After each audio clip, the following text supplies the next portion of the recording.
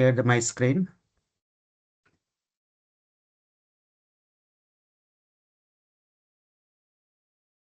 So I hope my screen is visible to all. So quickly give a reaction, a thumbing reactions if you are able to see my screen.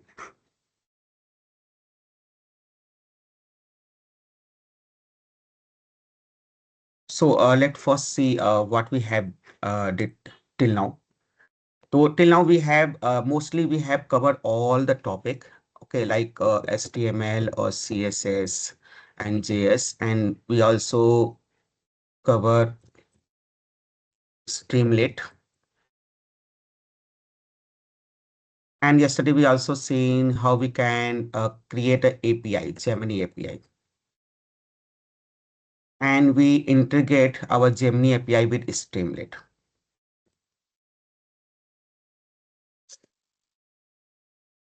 With Streamlit. So today we are going to see about the version control, that is a Git and GitHub. And today we are going to upload, or you can say host our Streamlit application. Host Streamlit application. So for hosting the Streamlit application, we are going to use Streamlit.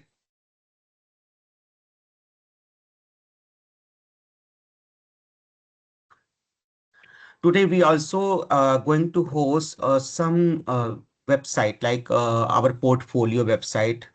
Okay, a simple website of web pages that is developed using HTML, CSS, and JavaScript onto our Git cloud.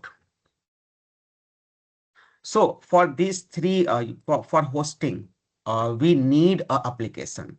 So let me know how many of you have successfully completed the yesterday, experiment when we create a Gemini API or a Streamlit application. Because we are going to host the same one. Or we can also do, we can create a small project using Streamlit again, and we will learn how to host it. So let me know first. So you can react over the chat, or you can also give the thumbs up if you have ready with your Streamlit application. So those who have completed gives the confirmation. Okay. Okay, so I can also create a new one.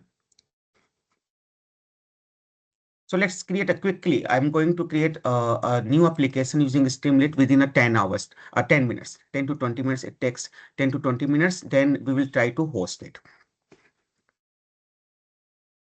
Okay, so for today, we are going to create. So all of you first open the VS Code.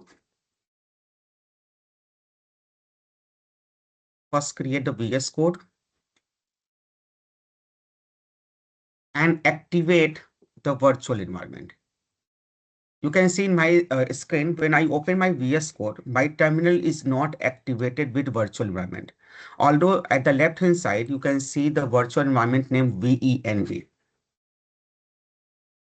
To activate the virtual environment, we have two ways. Either we can write the command like my virtual name, virtual folder name, then backslash script, then activate. Or what we can do, you can see here, already virtual environment is there, but my terminal is not open in virtual environment. What we can do, we can click on the plus symbol. It will automatically open a terminal, new terminal with a virtual environment.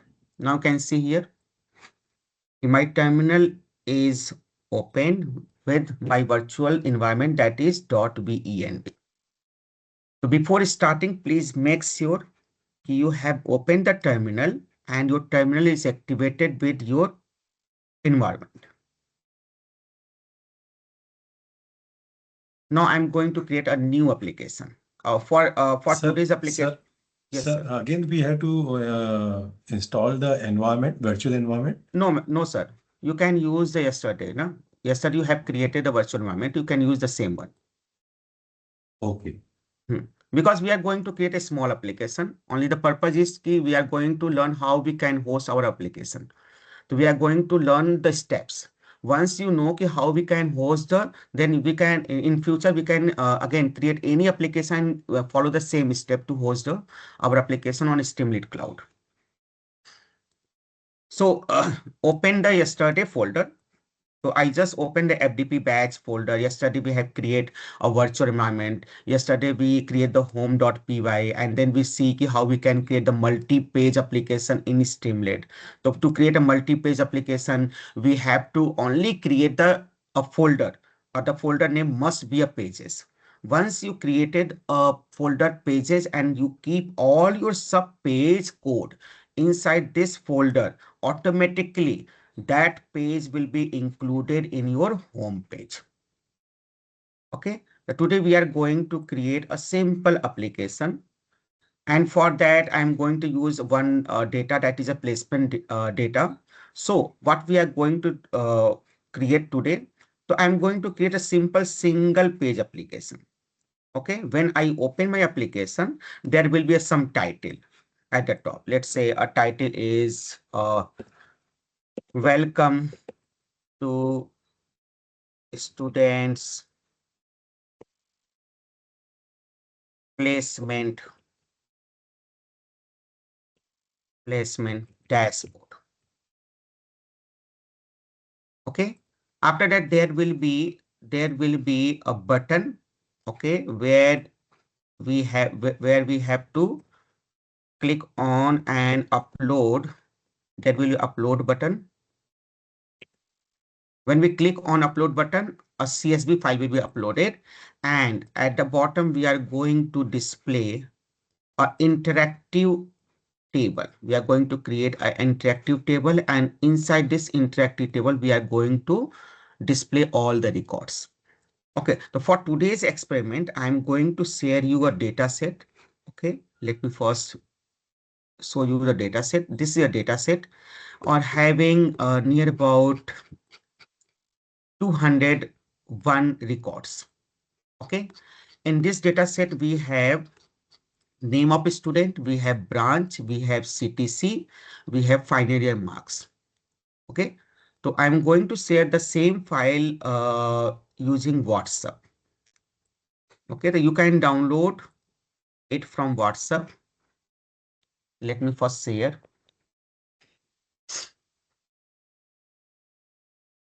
Kiranji, you are there?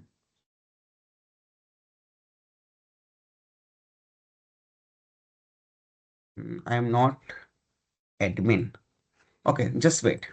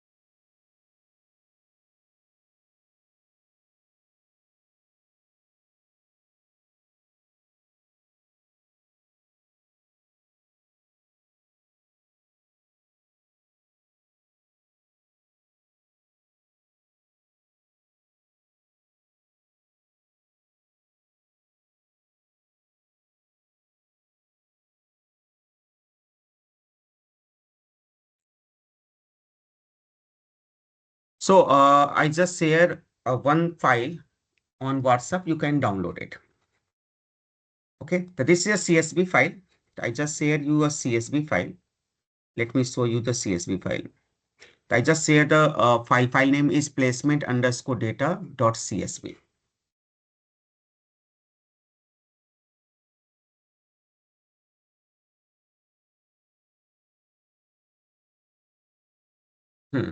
You can download it and now create a new file. So here I'm going to create a new application. So I'm going to create one folder. Let's say a project 2. This is my project 2. Inside this project 2, I am going to create one file that is my app.py. Okay, this is my main file. And I keep my placement data under the project 2. Okay, so my project folder name is project-2. And now I'm going to create some code.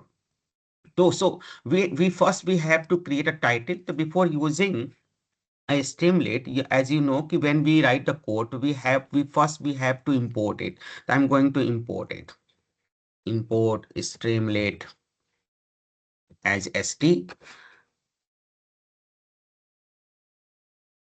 and then you can write the title st.title and write any title. Students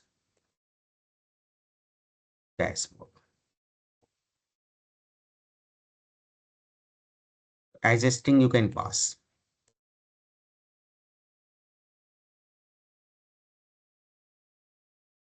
Okay, and now we can create a simple file uploader. And here you can write any label of your uploader. Let's say I write here upload students data. Okay, now you can simply display it using data frame. That's a small code. Let's say data, and the file is stored in data. Yesterday we had write the same code. You can see here upload data set. Okay, and if you want to also include the success message, then you can also include the success message. So here I just write a success message, convert to a data frame and display it. Import pandas also.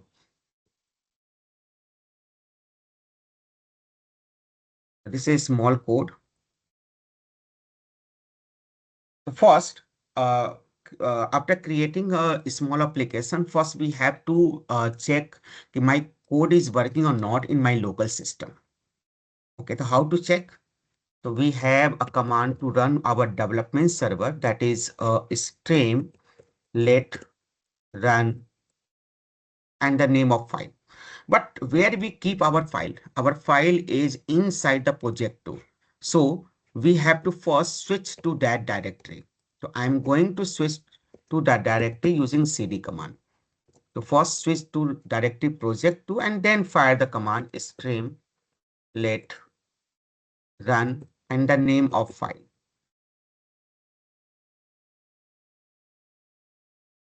And just verify, is there any error or not? If there is an error, then we have to solve the error. It's a invalid file path buffer object, because here we write a simple code. We simply use st dot okay file uploader upload the file, but we did not upload the file. You can see here there is no file, invalid file path. Why it is so? Because we write the code without any condition. Okay, once the file is uploaded, then we have to show the data. So these two code will be written inside the if there is a data or not. Okay, if data is not none, then I want to display the data. Otherwise, display nothing. Okay, so we can save it and again we can go and refresh it. Okay. Now when we have to represent this message sc.success once your file is uploaded. Okay, so you can simply cut this code also and keep it inside the if condition. Okay, if there is a data, that means the file is uploaded, convert the file into a data frame object and simply display it. This small code. So we will see how we can host this onto our cloud. If you want to upload the file, go and open the folder. Let's say this is my desktop folder. Okay, and I just open the placement data and it will display my data. Okay, so try to complete this code so that we can see how we can upload or host on the cloud. So all of you. Sir, please could you send the code in the message box? Yes, yes.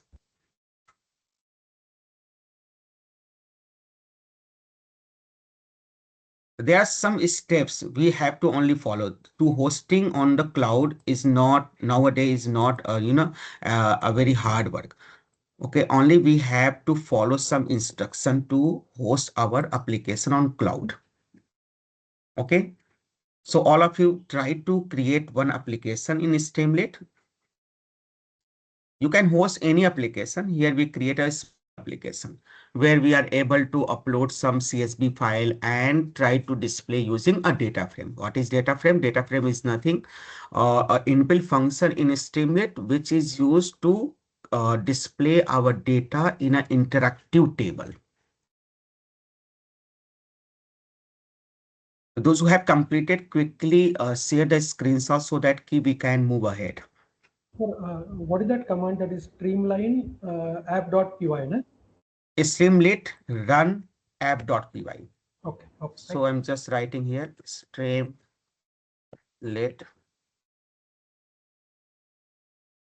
run and then name of your file. So my file name is app.py. So I write here app.py. And if you have created a project folder, so please make sure your terminal must be open in project 2 folder. In my screen, you can see here, my terminal is open. Sir, one problem I am facing. Yes, sir. I have created a new folder, and how I want to set the environment. That there is a I am problem facing. Yes, sir. You can do one thing, sir. Okay, before switching to that project folder, first activate the environment. For example, suppose my virtual environment is inside the FDP batch folder. You can see my screen. Okay, here you can see Right, sir. my virtual environment is under the FDP batch. Okay, so what I will do, I will first switch my terminal to my base directory. So here my FDP batch is a base directory, the cd dot dot. Okay, this is my base directory. From here you can activate the virtual environment. From here you can write like this .venv if you are activating through command. Okay, .venv scripts and then activate. Sir, actually I have created a new folder and a new environment, and can I copy this environment to another? No. If you created a new environment, then there is no need to copy. Okay. Please share the screen. Let me not check. Right, sir.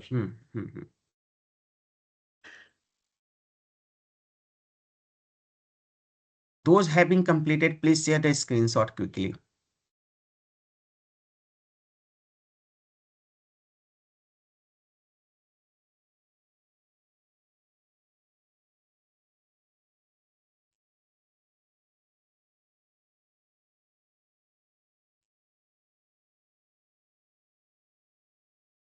Sir, have you?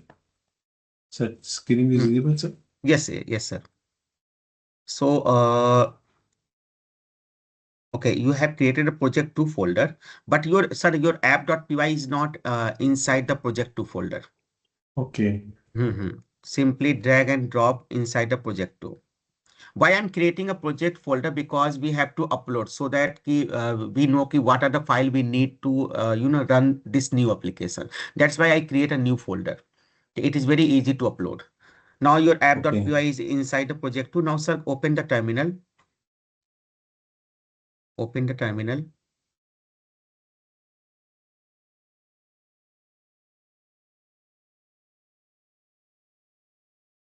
Yes, sir. No, sir. Yes, sir. Your virtual environment is already activated.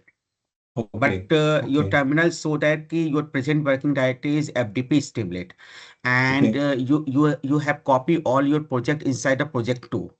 So with the help of change directory command, CD command, okay, you can switch to your new project, that is project 2.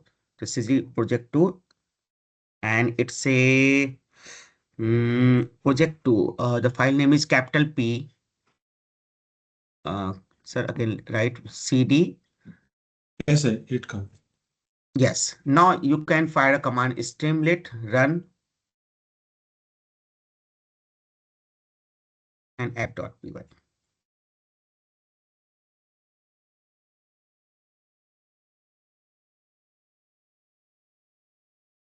Okay, sir. It's now working.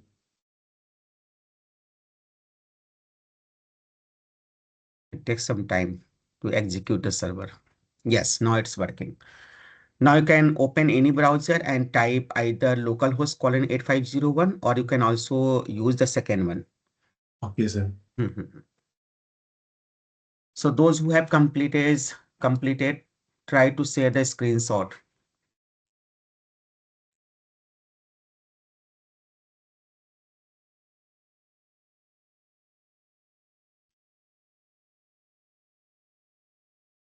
I'm just waiting for your response so that we can see how we can host.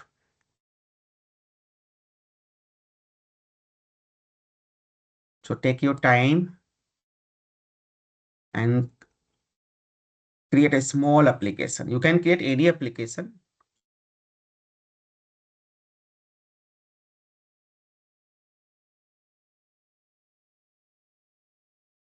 And if you face any problem, then let me know.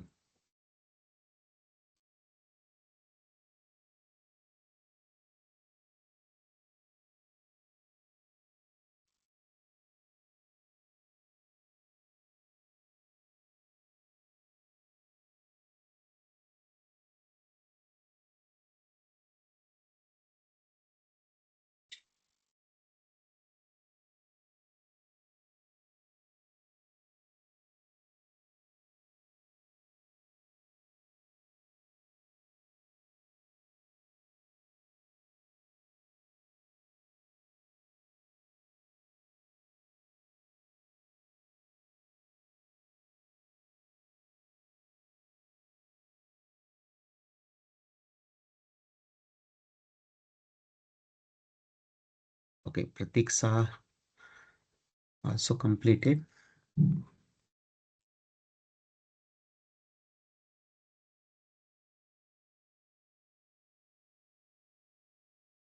So meanwhile, let's see. So all of you have installed the Git tool in your system.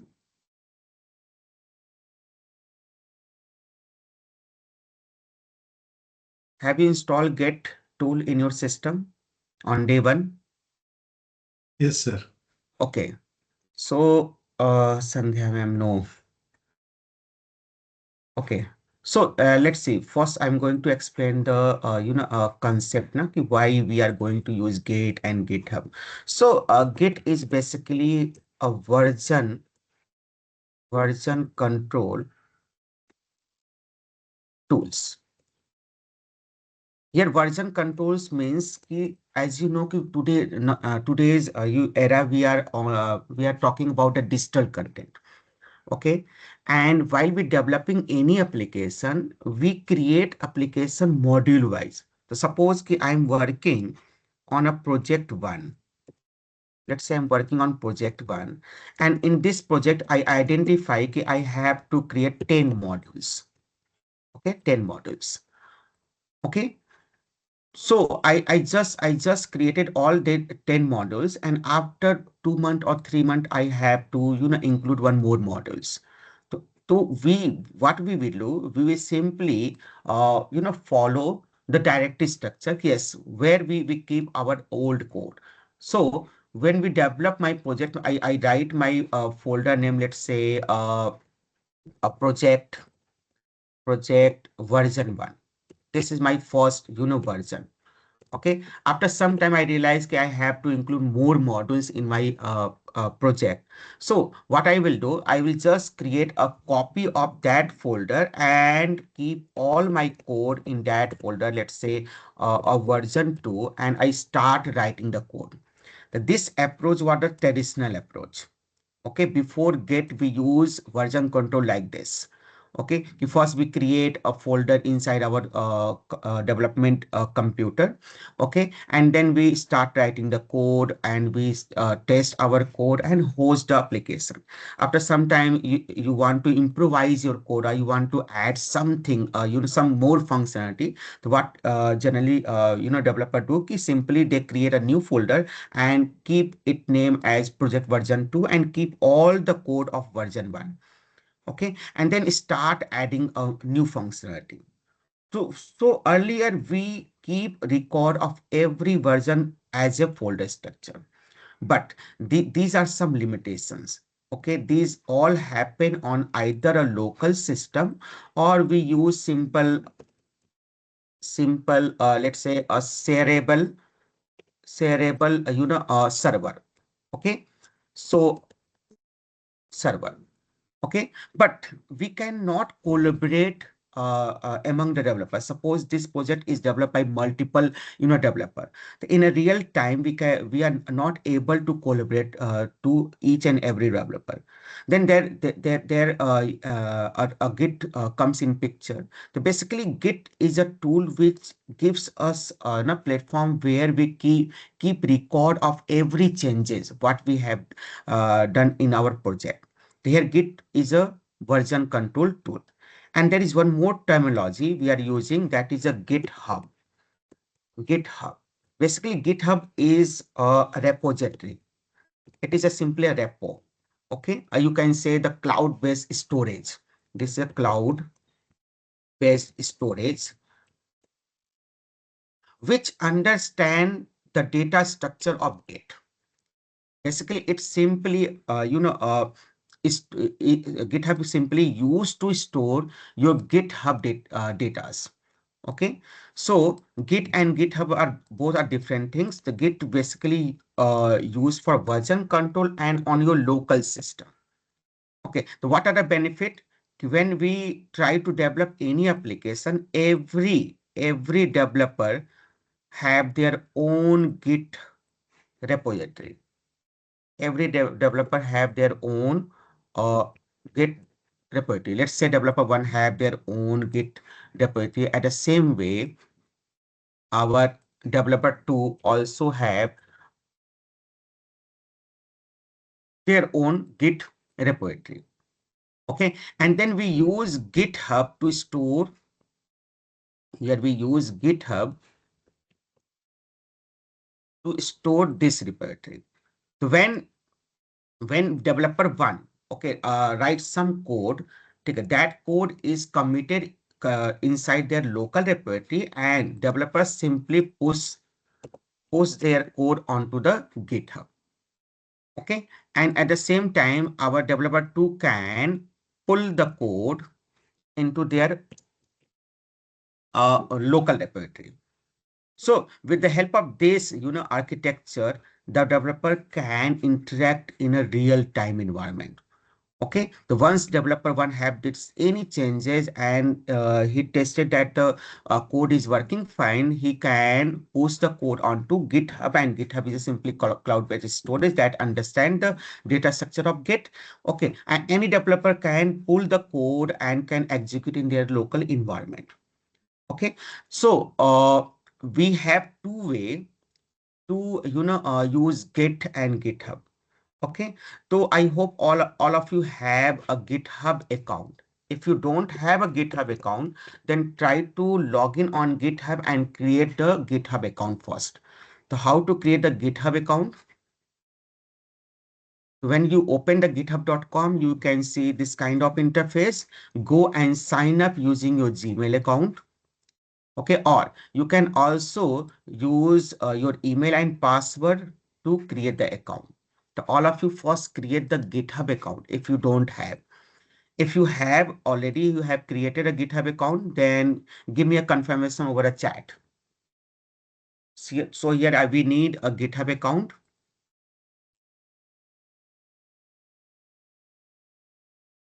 So all of you log into GitHub account first. Open github.com. And if you already have account, then sign in, or otherwise you can go and sign up. For hosting a Streamlit application, I need the GitHub email ID. Okay, GitHub username by which you created a GitHub account and the credentials, a password. So all of you go to github.com and create an account.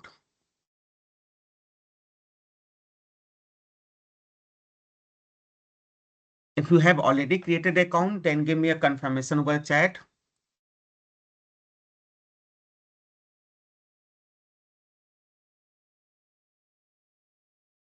Okay, so you have created, then go and simply sign in. Click on sign in. And sign in using your credentials. Suppose this is my GitHub account. Okay. So this GitHub is a cloud-based storage. Here you can create a repository. So from where we can create a repository? So from when you click on new, it will gives you some option to create a repository. Okay. So when I click on new, there will be some option. Let me click on new. It will ask you, okay, first write the name of a repository. Okay, so here you have to write the name of repository. Okay, and then you can write the description. This is a optional. If you want, then you can write about the repository. Okay, and then there are a option, a choose visibility. Our GitHub provide us a two option. Either I want to create a repository that can be accessed by anyone, that is a public. Okay, and if you want to make it private, then you can create a private key. In private, you are responsible. You can share that repository to anyone, and that person only can access your repository. Okay, let's say I have a GitHub account. You also have GitHub account. I created a repository and I keep my repository as private. Then I have to add your email ID into my repository so that you can make a collaboration. Okay, so here you have to create a public because we are going to host on Streamlit Cloud. So we have to give the permission to Streamlit Cloud. You can access my repository. Okay. So you have flexibility here. You can choose either public or private. Okay. And here one more thing is add readme. Okay. When you click on, it will create a repository with the readme.md file. That means it will initialize with a default readme file. Okay. But when you keep add readme as a off, it will create uninitialized repository. Okay, then there are two more things. If you are going to, push your code from your local system using some command, okay, and you want to ignore some your project file, okay, then you can add that file in .ignore, git ignore. Okay, here you can add your license file. Okay. So this is a simple interface from where we can create the repository. So what you have to do, only you have to write the repository name and click on this. It will create repository. Okay. Now this is a one way to create a repository. Okay. Now there's another way. Okay. You can also there is one query on chat. Can we switch between public and private when needed? Yes. Yes, we can switch. You can create any private to public and public to private. Okay, so this is a one way to create the repository from a GitHub portal. Okay, so from this portal, you can easily create using GUI. There is one more way. Suppose okay, I have created this, project or FDP batch. Okay, I want to keep all my file. I want to keep all these files, okay, onto my GitHub repository. And if my VS Code is, integrated with my GitHub account, then I can use the VS Code GUI tool to push all our code onto the GitHub. Okay. So to push all the code from VS Code to GitHub, we need one thing, that please make sure that your VS Code is sign in using your GitHub account. As you can see, I already signed in using my GitHub account. If you sign in using GitHub account, then it is very easy to push all our code onto the GitHub using the VS Code also. So how we can do? We can simply, we have option. You can see this third option. This is my version control option. Okay. With the help of this option, you can easily host. Okay, so when you click on, it will ask you initialize the repository. And when you initialize the repository, it will ask you some, option, your repository name. Okay, and then there will be option to push. Okay, so this is second way.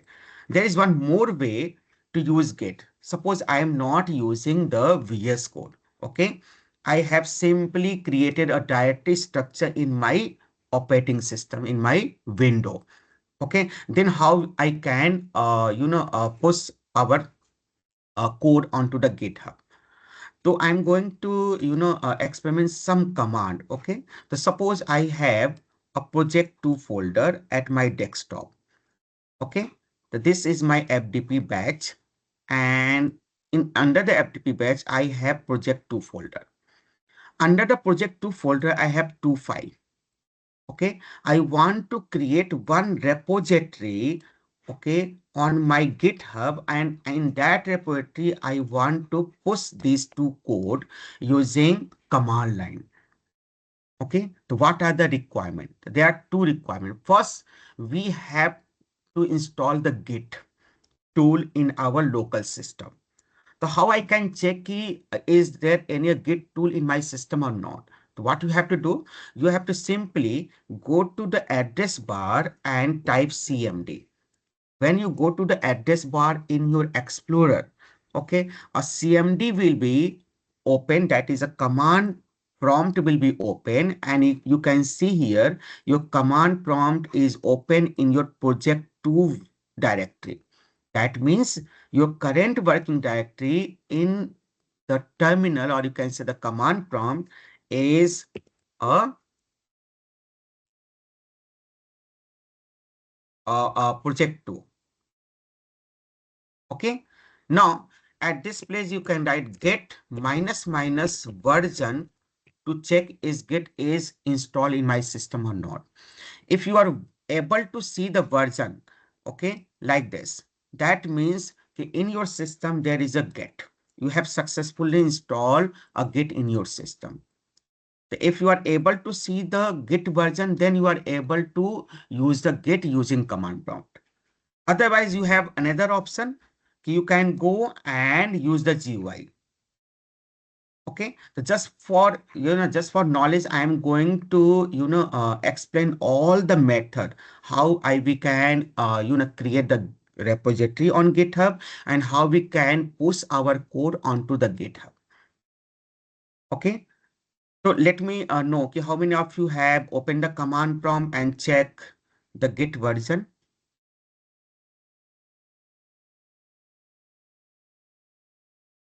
So please cross verify. Have you installed Git on day one and you are able to see the version through command prompt?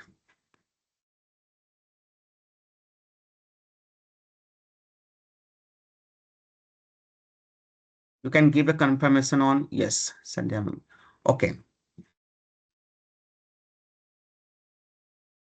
Okay, now let's see. So suppose I want to host this project onto my GitHub. What we will do? Simply go to a GitHub and create an empty repository. Okay, how we can create an empty repository? Click on new. Just open the github.com. Click on new. Write the repository name. Let's say I write here FDP batch 9. Batch 9.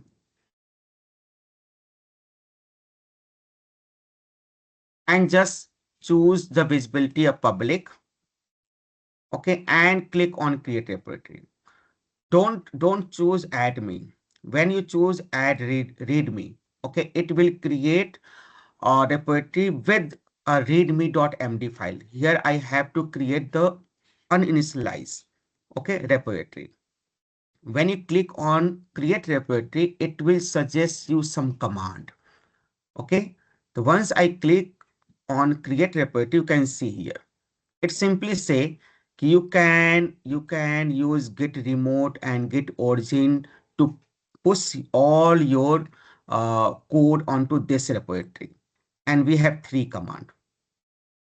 Okay, now I just go to my terminal and first fire the command git init. With the help of git init, we initialize a local repository. Okay, so if you observe my folder structure, let me first open the project2 folder. This is my project2 folder. Okay, when I fire the command git initialize, it simply create a .git folder under my project. That will be my local repository. So now I'm going to fire the command. Now let's see. When I fire the command, it say initialize git empty git repository where inside the project2. But how I can see my file? That file will be in a hidden mode. I just go to view and click on show and click on hidden items. I'm able to see my git. So when I fire a command git init, okay, it basically create a local repository in our system. Okay, so the first command is to initialize the repository. Okay, now I can go and check the status also. To check the status means key status about your code file, your file. Your file is committed to your local repository or not. Okay, so with the help of status command, I can check. So when I fire a command git status, okay, it simply say you have 2 files, app.py and placement.csv, but these 2 files are untracked file. This is not added and committed into your git. So you have to use git add. You can see the documentation. Okay, when you hit the git status, it simply say no commit at, you have not committed any file, and there are 2 untracked file. Okay, nothing is added to your local repository. So how we can add? It simply say use git add command. So if you want to add, then you have command git add and you can put dot. Why here put with dot? So we have again 2 command for adding any file inside the local git repository. If you write like this, git add and the name of file like app.py, it will add only one file. If you want to add all file, then we can write dot. The dot represent the current working directory, whatever the files and folder is available inside my current working directory, that is project, to add all file and folder inside my local repository. When I fire this command, okay, all file will be added inside my local repository, but this is not committed. So again, we can go and check the status. When I check the status, now you can see the message. It say no commit at, but there are 2 file added. Okay, so you have to commit also. How we can commit? We can write like this, get commit minus m, and then you can write any message why you are going to commit, what are the changes you have done, yeah, what files you have created. So suppose I write here app.py created. Okay, I just write simple message. Okay, now I hit enter. When I hit enter, it says two files are inserted. Okay, now when I go and check the status. Okay, now it say on branch nothing to commit. Working tree is clean. That means you created two files and both files are added inside your Git or local repository. Now I am ready to push onto my GitHub. Okay, so to push onto the GitHub, we have these three commands. The first command simply say where is your location. It simply say the location of your repository. Okay, so we created a repository with FDP batch 9. Okay, clearly you can see here. Inside the github.com, this is my username, master tenor, and this is my repository name. Okay, so what you have to do, you have to simply copy this code and paste it.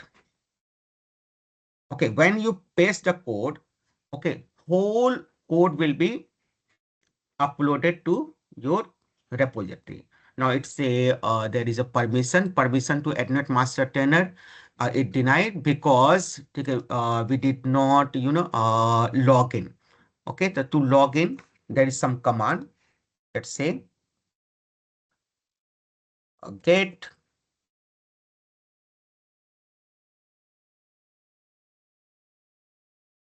config.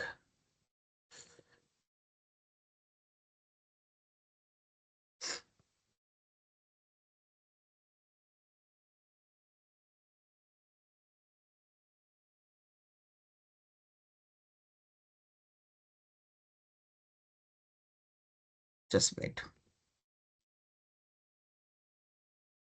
Hmm. So we have to configure our username and password. Okay, so I'm going to configure my GitHub, username and email ID and password. So to configure, we have get config minus global, and we can write user.name. So I'm going to write here get config minus global in double quote user.name, and then in a double quote you can write the username. So I'm going to copy and paste my username. Okay, so go to GitHub and there is an option, a profile. Under the profile, you can see your username. So this is my username. I just copy my username and paste it. Okay. Again, I have to write the email ID also. Email through which I created my GitHub account. Again, I can go and verify what is my email ID. Okay, I just go to my GitHub account, go to setting, and under the email at the left hand side you can see the emails. Okay, so I created my GitHub account using this email ID. I just copy it and paste it. Okay, now go and see the status. Status is clean. Now I'm going to run the same command. When you run the same command, it will ask you one by one. I'm going to execute the command. It will prompt a interface from where you can enter your username and password. It's a remote origin already exists. Okay, now again open and execute the second command.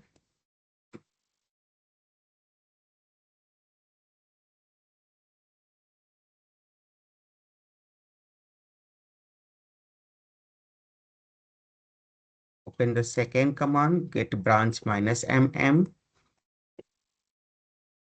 and run this command.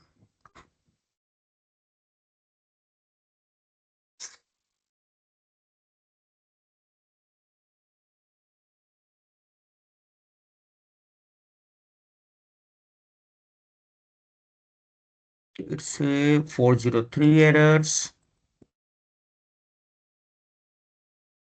Just a minute.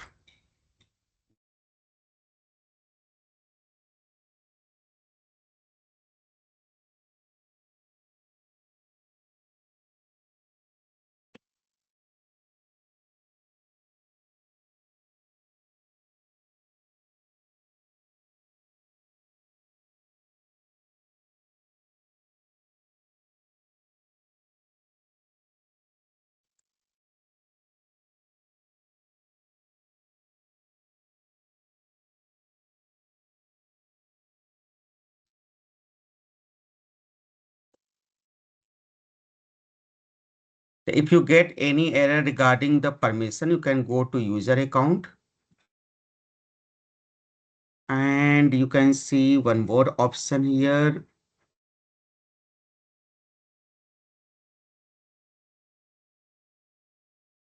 Manage your credentials and window credentials. Here you can see already I have included my GitHub account and what are the password. Let me edit it. Might be possible master Edunet trainer, and what is my email ID here? Edunet master trainer. And my credential is so I have two account. You can see here I have two account. My Git is login with master trainer Edunet, and as you can see here I created a repository inside Edunet master trainer. Okay, so it simply say, you can see here unable to access this repository. Okay, so what I can do, I have two options. Either I will go and delete this credentials.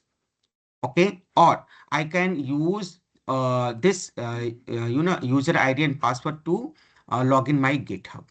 Okay, so if you have multiple login of GitHub, so please try to verify by which email ID you have login in your local Git repository. So by default I log in using the master admin, so I again going to use same email ID and just log out.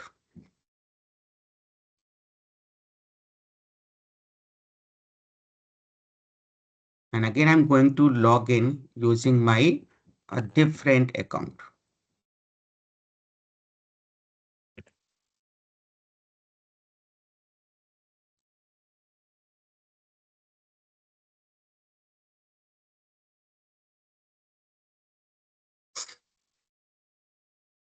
Now again, I'm going to create a new repository. Let's say FDP batch 9.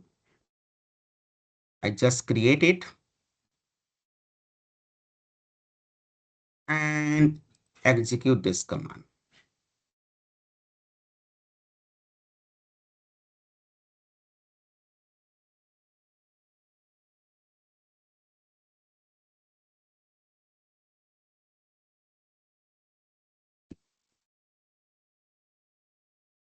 You have to execute run by run, one by one.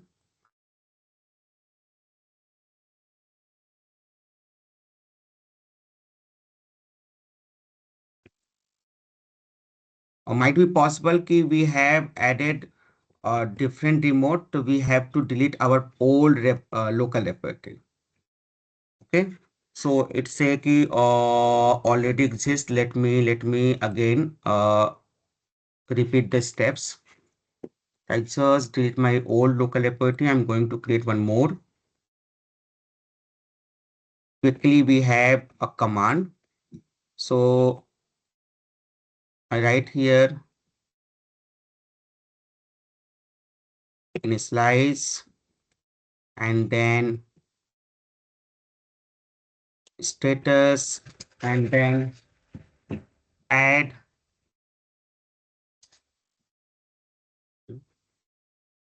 Hmm.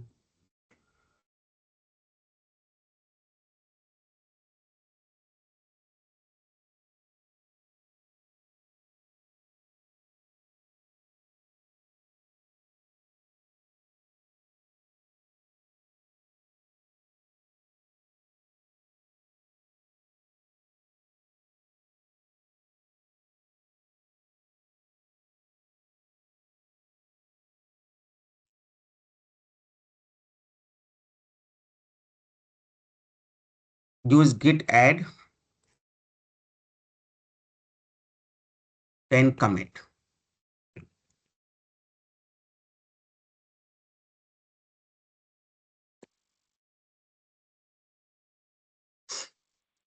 Okay, and then try to push one by one. So while we working on Git and Git, when we link our Git and Git hub, there are some small mistake we did. We everyone we did. No? Okay, so first please make sure what is your credential of your GitHub. Okay, and you have to use the same credential in your local Git. Only one mistake we all did to link our Git to GitHub.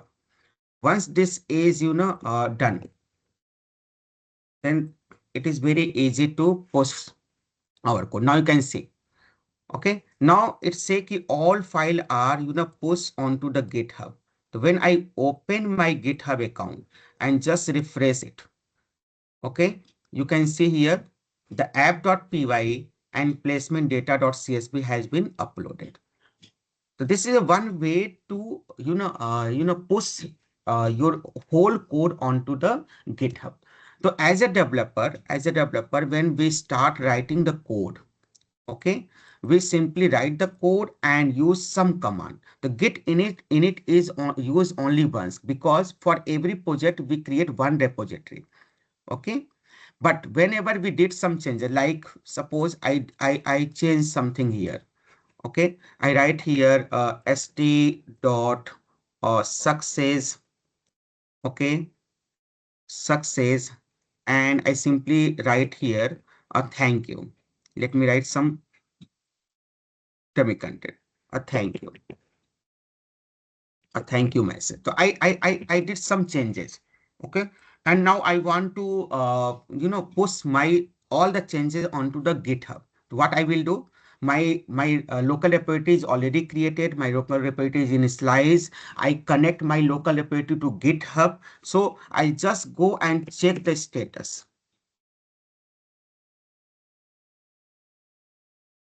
I check the status. When I check the status, it simply say you have modified one file. What you want to do? So suppose I want to add it. So I fire the command get add and dot. Okay. After adding again, you can go and check the status. It say you have modified, you have added, but you have not committed. Okay. What you have to do? You have to simply write commit -m and you can write the message. What are the changes you have did? So suppose I added, okay, a thank you message. Okay, enter. Now you can fire only the last command, push command. Okay, when we fire the last command, get push -u origin main, it automatically push my file onto the GitHub. Now, when you refresh it, you can see here added thank you message. When I committed just now, when I open the file, you can see this is the updated one. So this is a one way to upload our file onto the GitHub. Okay. So all of you try to use the GUI version. Don't use the command.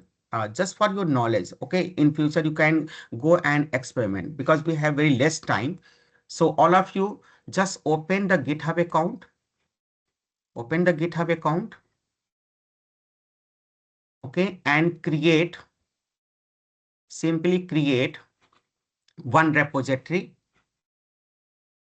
Click on repository, create a repository. and let's name it FDP batch 9 project. Okay, click on add readme file. Click on add readme file, then click on create repository.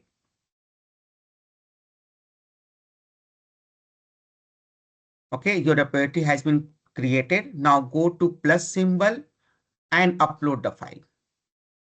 Go to plus symbol and upload the file. Okay, from here. So from here we can browse the file, or you can also drag and drop. I go to project 2. Okay, and I upload these 2 files onto my repository. So simply use the GUI version. First create a repository. Click on add button. This 2 file is uploaded. Now you can write the message, whatever you want. Okay. So app.py added. And click on commit change. Click on commit change. Okay. So in your repository, there are total 3 files: app, placement data, and readme. Now, as you know, there are some requirements, some package to run our project. Okay, to run our this code, we need Streamlit, and we also need pandas. So you have to create one more file. Okay, under the project 2. So I'm going to create the requirements file, because on cloud you have to tell what are the packages we need to execute our project. So you have to create a file requirements.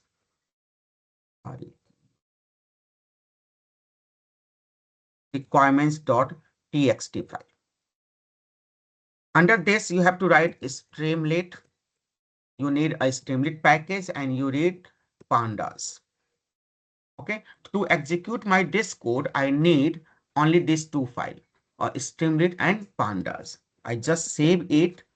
Okay, and upload this file onto your repository. Again, go to upload files.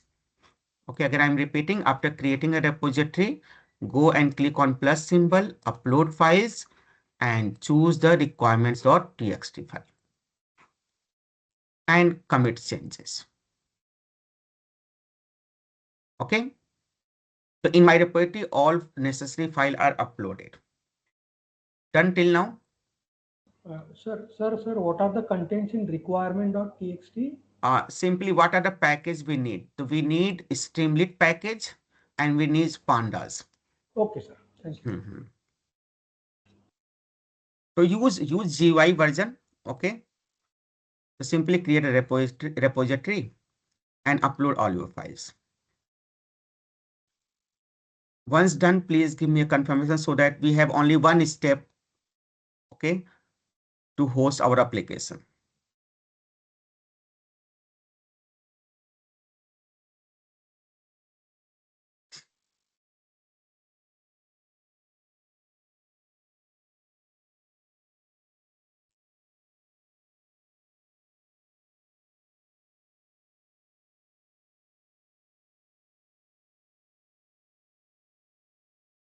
After uploading your file, what you have to do, you have to open this website, share.streamlit.io.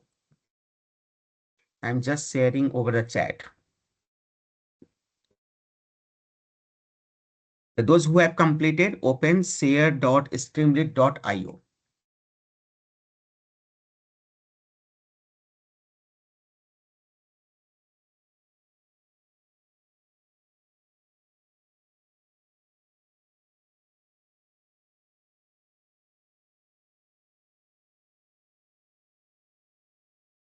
After uploading your project code onto GitHub repository, we only need your main file, your requirements.txt file, and placement data.csv. Which site? Just open share.streamlit.io. Yes, sir. Yeah, I got in message, sir. Thank you. Thank you so much. Just open share.streamlit.io. When you open share.streamlit.io, okay, you will get the option to sign up. Okay, so when you click on continue to sign in, when you click on continue to sign in, here you can get a sign up option. Okay, don't have an account, sign up. So click on sign up. Click on sign up. When you click on sign up, you have to sign up using your GitHub account. Now see, why GitHub account? You can also sign up using your Google account. But here all our code is stored on Git. If you use a Google account to sign up, then you have to configure your Git to Streamlit Cloud again. Okay. And if you sign in or sign up using GitHub account, then there is no need to link your Git account with your Streamlit Cloud. It automatically asks you about the authorization. So I'm going to demonstrate you how we can sign up. So I'm going to sign up. Click on continue with GitHub account. Okay. When you click on GitHub account, it directly asks you. Why it directly asks you? Because in my second tab, already my GitHub is login. Okay. In a second tab, your GitHub is login. It automatically fetch. It say ki authorize Streamlit Community Cloud. Okay. To use or to fetch your Git. It simply asks you to give the authorization of this GitHub. You can see this is a logo of GitHub to our Streamlit Community Cloud. Okay. Now you have to simply click on this. I am authorized the Streamlit community to use my GitHub account. So once I click on authorize, okay, it will redirect to your community cloud. So it say it send a code to your email ID. Okay, so I'm going to open my account. I just open my account in my mobile and I'll get a code. I'm going to put my code. So 65. Okay. Once I enter the code, that code is received in your mail server. Okay. Now you can see again, it say, okay, I want to access all these things. Okay. I just click on authorize Streamlit.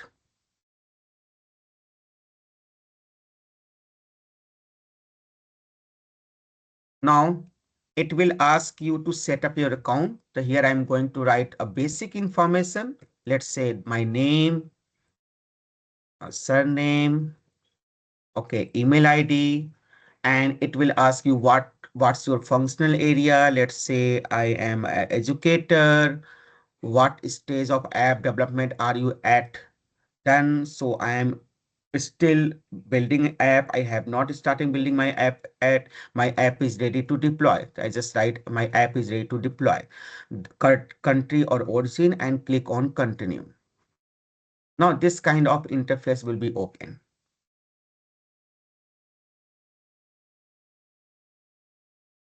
So just sign up using your GitHub account.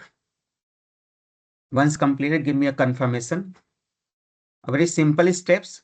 You have to open share.streamlit.io, click on sign in. Then there will be option for sign up. Click on sign up and click on sign up using GitHub account.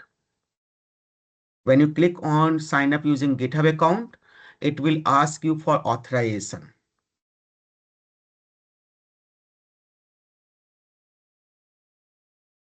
Done? Hello. Yes, sir. Yes, Sir, Vaibhav, sir. I forgot my GitHub account password. Yeah, could you just show me where to find that? Uh, GitHub account password. You can go and sir, reset your Forgot. password. Okay, thank you. Sure. Uh-huh.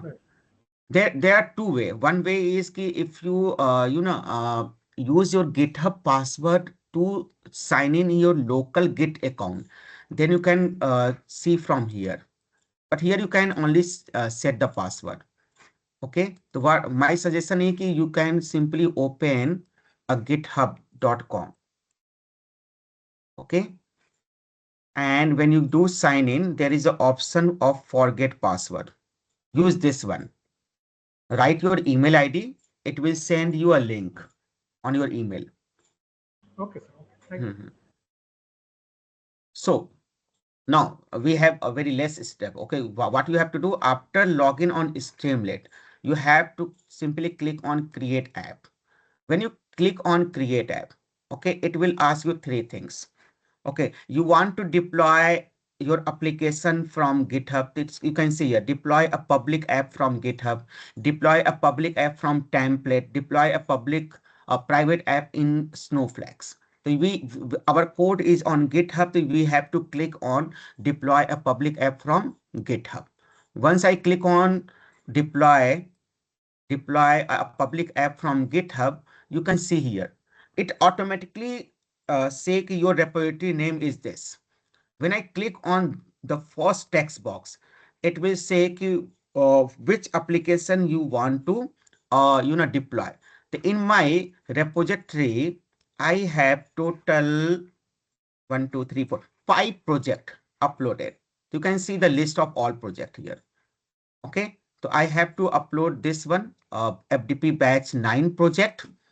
Okay, so here we can choose our repository name. So my repository name is FDP batch 9 project. You can see here. Here I keep all my project file.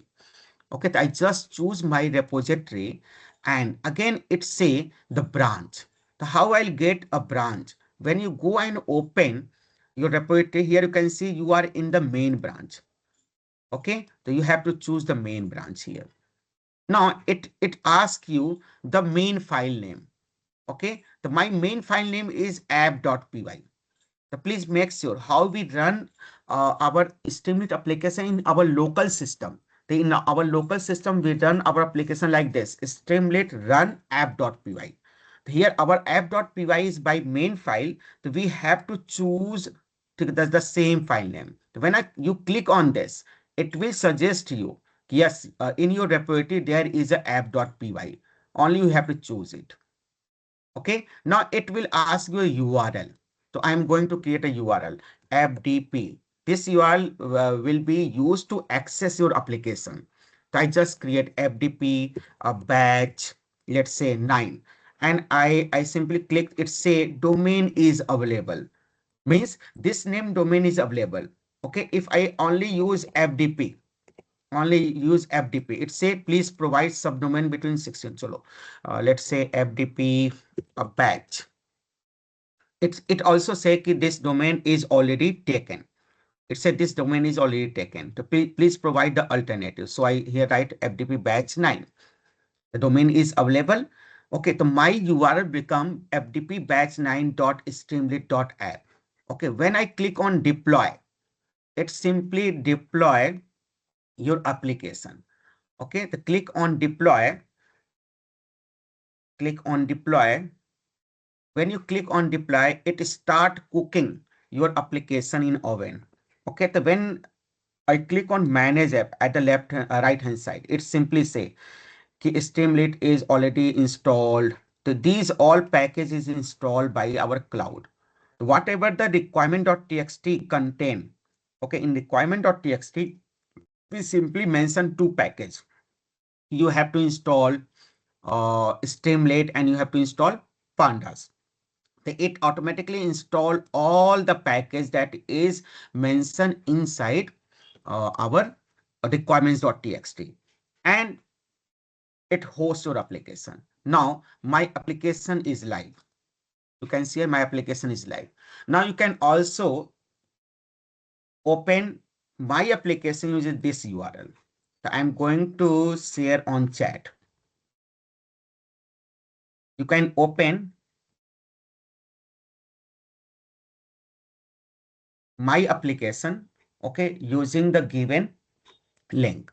Okay, so my application, anyone can access my application using fdp batch 9.streamlit.app, or I can use it. Just browse it, data, file uploaded, and this is my data.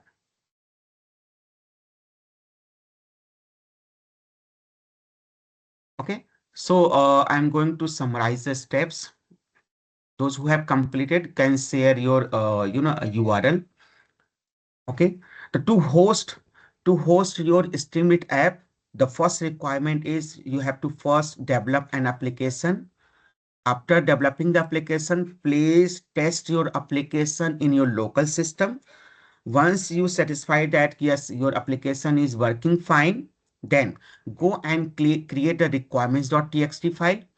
In requirements.txt file, you have to mention all the packages needed to execute your application. Okay, after creating the requirement.txt file, you have to open a GitHub account, or in GitHub account, you have to create a repository. From where we can create a repository, go to your GitHub account. Under the repository, you will get a new option. Okay, when you click on new option, okay, it will ask you for repository name. Here you can write the repository name, and then please make sure your repository must be a public.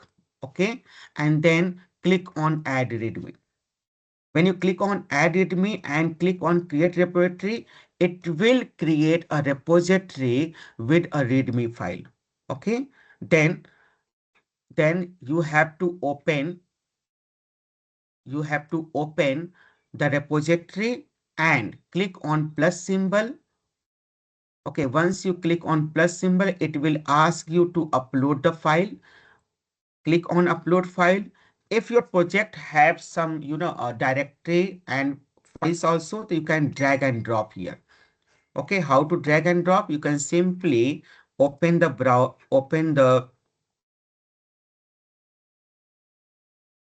Explorer, and you can simply drag and drop here. Okay, or what you can do, you can simply click on choose your file and choose all your project file and upload it. Okay, choose all your project file and click on commit changes after writing some message here. Once your file is uploaded, open Streamlit. Okay, open share.streamlit.io. Create an account. If you already have created an account, then click on create app. When you click on create app, it will ask you to deploy a public app from GitHub. Click on the first option, and from first text box, you can choose the repository. Okay, because here we log in our Streamlit Community Cloud using GitHub account, and we simply gives the authorization that Streamlit Cloud can access my GitHub.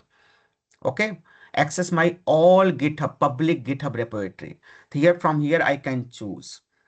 Okay, and then you have to simply say the branch and your main file name. Okay, and you can, if you want, then you can choose the domain name also, and simply click on deploy. Okay, this is the basic steps. Okay, so Vaibhav are already completed. Let me check. So now you can see I'm able to see Vaibhav application. Okay, so let me show one more thing. So when you go and see the Streamlit Cloud, in Streamlit Cloud, you can also get the documentation. This is a documentation. Okay, you'll get everything. You can also use their inbuilt LLM, inbuilt a chat. Okay, you can ask anything if you face any type of problems. Okay, you can go to explore. You can click on explore when you log in, and you can go and click on explore. You can see a lot of application already hosted. This is a community cloud. Okay, that this community cloud is only used to showcase your application to community. Okay, if you want to see the others work, okay, you can go. Let's say University of Cambridge, someone have created an application. Okay, that application is created by University of Cambridge. Here you can see a lot of application. Many developer or researcher uploaded their work and their prototype. Okay, let's say molecules icon generator. Okay, text to image. Okay, so you can go and see these all applications. You can also host it.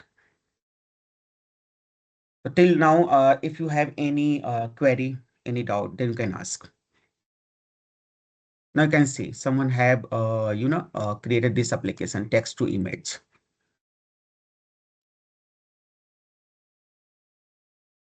But this community cloud is not used for hosting application for public use. It is only for a community peoples. You want to contribute something, you want to showcase your project among the community, then we can use. This is not used for a business purpose. So Sandhya ma'am also created.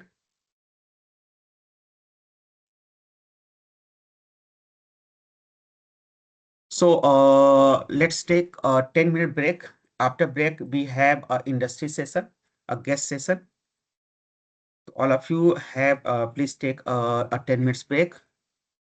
I'm available. Okay, if you are facing any problem, then let me know.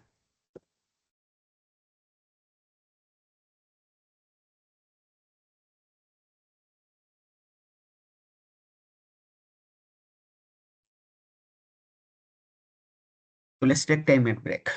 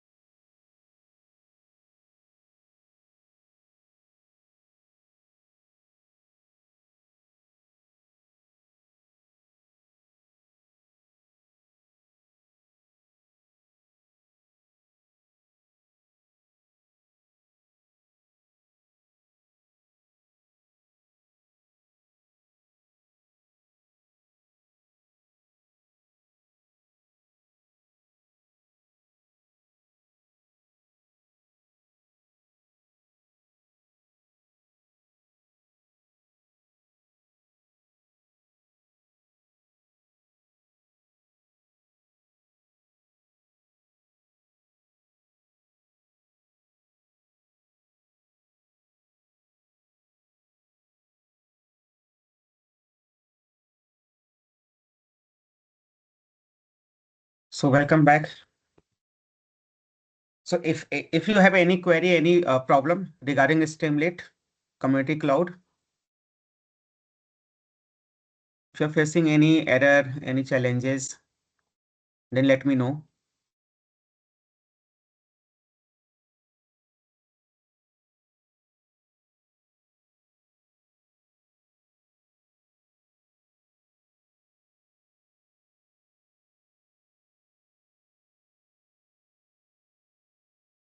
Anyone?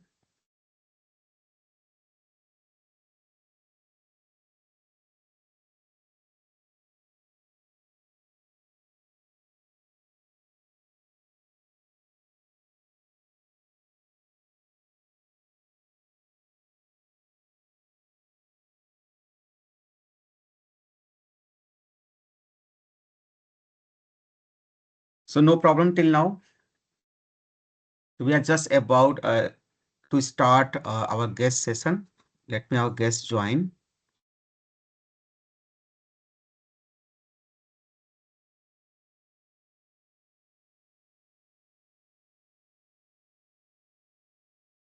Those who have come back from a tea break, give me a thumbs up confirmation or chat.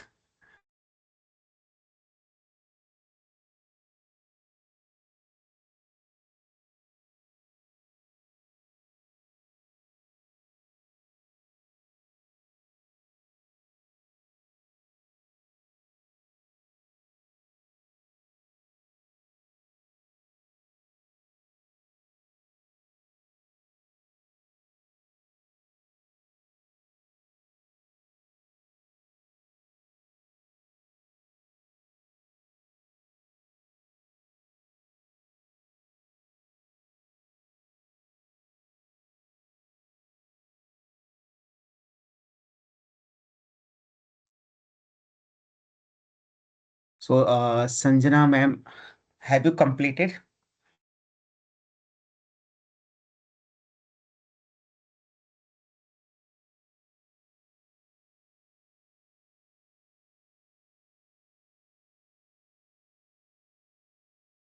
So till now, if you have any query, then you can ask. Let's wait for a couple of minutes.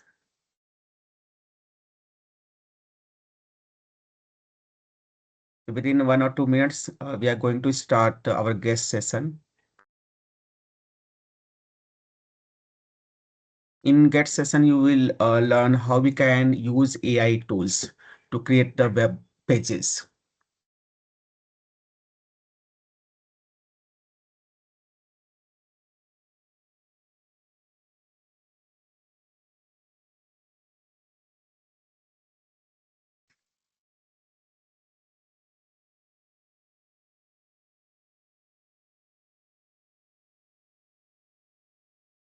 If you have any doubt, any query regarding day 1, day 2, day 3, day 5, then you can ask.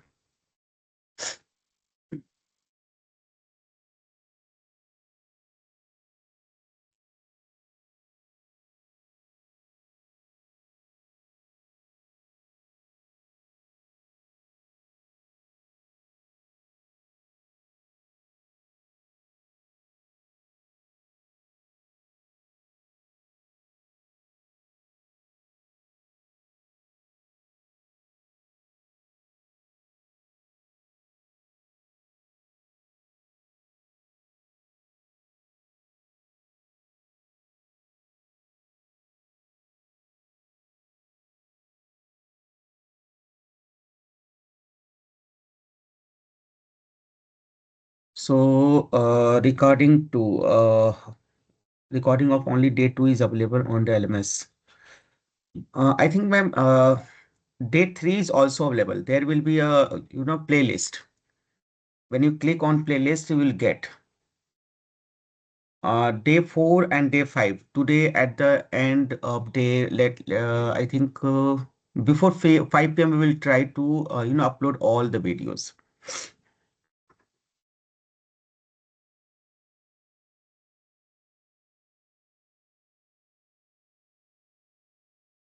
Final assessment will be start just after 12:30. So Mr. Karan will be brief you how you can log in on LMS and how you can attempt your assessment, final assessment, and all the guidelines.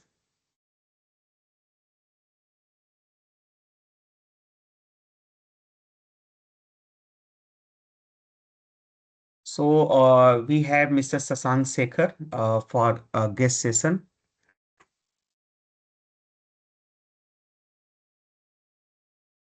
Hello, sir. Hello, sir. Hello. Very good afternoon. Good morning to all the faculty members. I hope all the sessions we have been into this FDP program for the last 5 days. So today is the last day, and I'm basically here to deliver a industry guest session, right? And I hope Gopal sir, what are the topics that they have learned in this topic in this particular FDP? They learn HTML, CSS, JavaScript, Python, and Streamlit. And they also host one application on Streamlit Community Cloud. Great.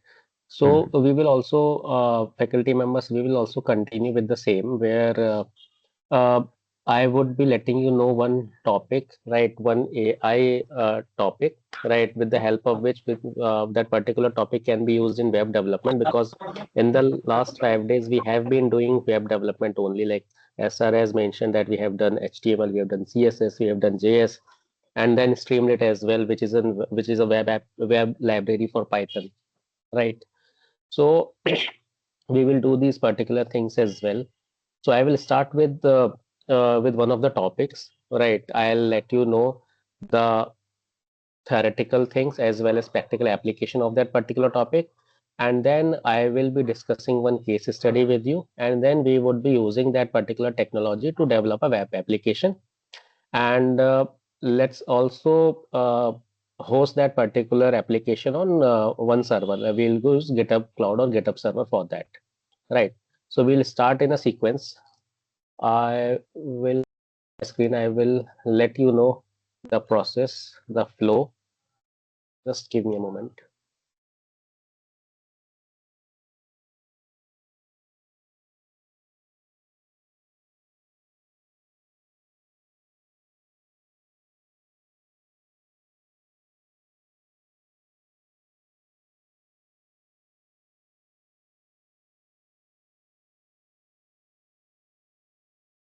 Yes.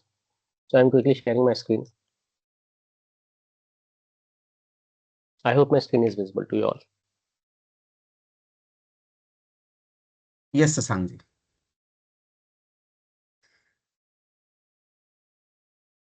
Okay.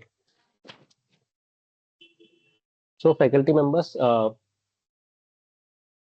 I hope you have understood, or we also have this particular thing in our curriculum, prompt engineering, right? Prompt engineering. So when I start prompt engineering, I would also like, let's keep this session an interactive one, right? And let's not keep this particular session and all the information being flowing in one direction from mine and to yours end. Let's make it as an interactive session where I would also be listening to you, right? Listening your thoughts, listening your understanding on the topics, listening your understanding on some keywords, right? So please let me know what do you understand by prompt engineering? Anyone? We have 146, almost close to 140 participants in the meeting. What is prompt engineering?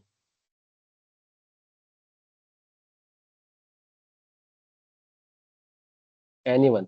If you're not compatible for speaking, you can also put your comments, your thoughts in the chat as well. What do you understand by prompt engineering? I can see there are a lot of messages in the chat regarding the assessments exercises, so that will be taken care by Gopal sir and the team. I am here to deliver a session on prompt engineering, and I would also request and expect all the participants to speak up. Good morning, sir. Yes, sir. Good morning, sir. Good morning. Can I speak something? Sure, May sir. I permit it? I am one of the participants, Dr. Ankur Goyal, Dean Management from Meerut Institute of Technology. According to me, prompt engineering is something that how we engineer our inputs to the system nowadays, because we are using more and more AI tools, and we are using more and more like large language models and all that. So how can we synchronize our inputs in a better way to have a prompt Right. so that we can, align our prompt queries so that we will get a better output, better result as per the our outcomes. That is what I think is a prompt engineering. Okay. So do you think that these LLMs, sir, or this question is for everyone. Do you think whenever we post or whenever we give any instruction to these LLMs or these AI models, do they give us the exact output that we need? Sir that's what I am saying ना कि how we can align अभी तो क्या होता है कि मैं at many times we are not sure कि हम क्या पूछ रहे हैं और क्या हमें मिल रहा है वी आर श्योर कि हमें क्या मिलेगा but exactly what we will get we are not sure तो we will align and synchronise our inputs and queries in such a way so that we will get our desired outcomes, desired result. That is a prompt engineering. We have to engineer that particular process, and that Okay. methods and methodologies is known as the prompt engineering, according to me, sir. Okay. So for As I am example, a sir, I have person. written an instruction to large language model, and then that particular large language model is giving me some output. If the output is not like is not what I desire or what I want, then I'll again write some prompt making the Yes, LLM to do these changes. So it's a continuous process until I do not get what I want. right, sir, right. Right, making the LLMs understand our prompts, and the prompts, as much as these prompts would be clear, our LLM would be able to understand it clearly, and it will also be reflective or giving us the more relevant output. Right. Great, sir. Thank you, sir. Thank you, Ankur, sir. So we'll start Thank you, now. sir. We'll be taking some of the basic concepts of LLM and prompt engineering, and then we'll move on to the case study. So, for example, let's take an example, right? Let's take a layman example. Let's say you are teaching a 5-year-old boy, right? 5-year-old boy, and I am telling him to draw a house. To draw a house, right? For example, the first instruction that I'm giving to this particular child is I'm saying draw something. I'm saying draw something. Right.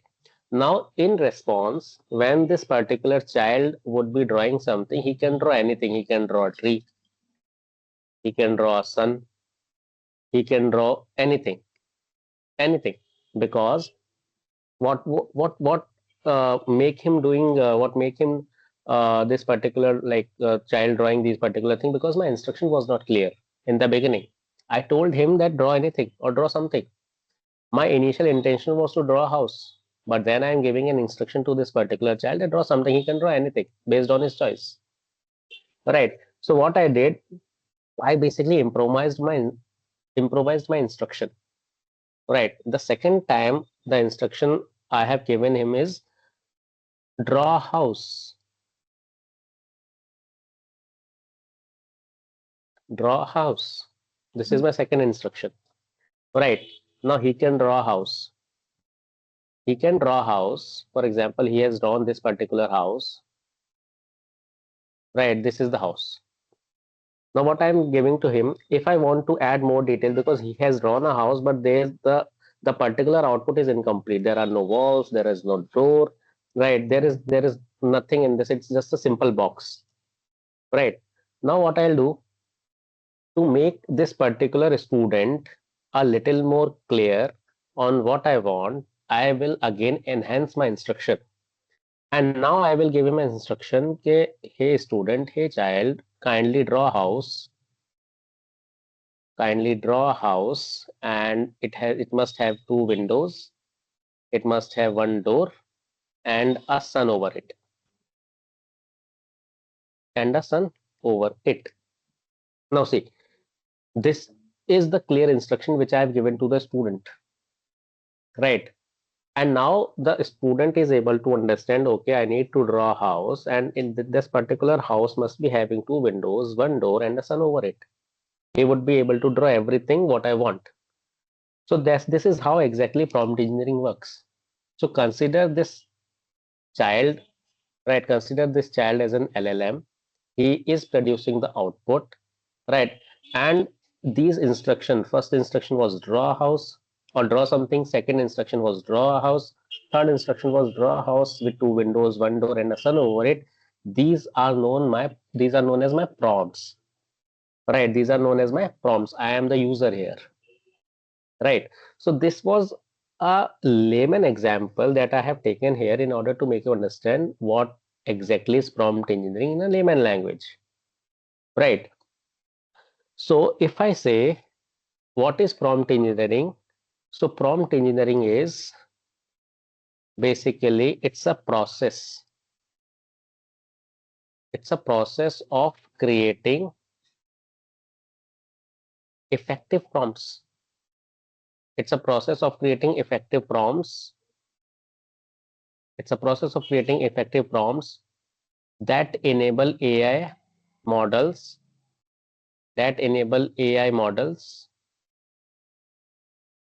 to generate some output based on our input.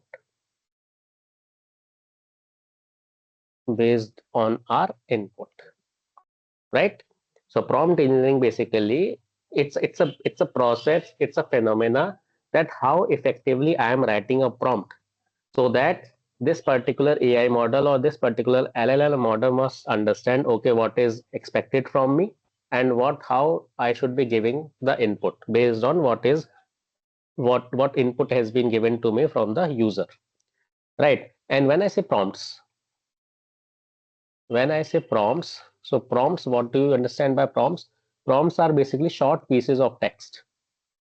It's a short piece of text. It's a short piece of text used to provide what we can say guidance, or I can say instruction to the AI model. So there are two different things. First is prompt engineering. It's a way of effectively writing our prompts. And then what do you understand by a prompt? Prompt engineering basically, or prompts basically short piece of text used to provide guidance or instruction that we provide to the AI model, right? That we provide to the AI model. Now, let's understand another concept, that how these prompt, how prompt engineering works. How prompt engineering works, right? How prompt engineering works. So first step in working of prompt engineering involves crafting your prompt. Crafting your prompt. Crafting your prompts. So basically, what you do in crafting your prompt, you basically design a prompt, right?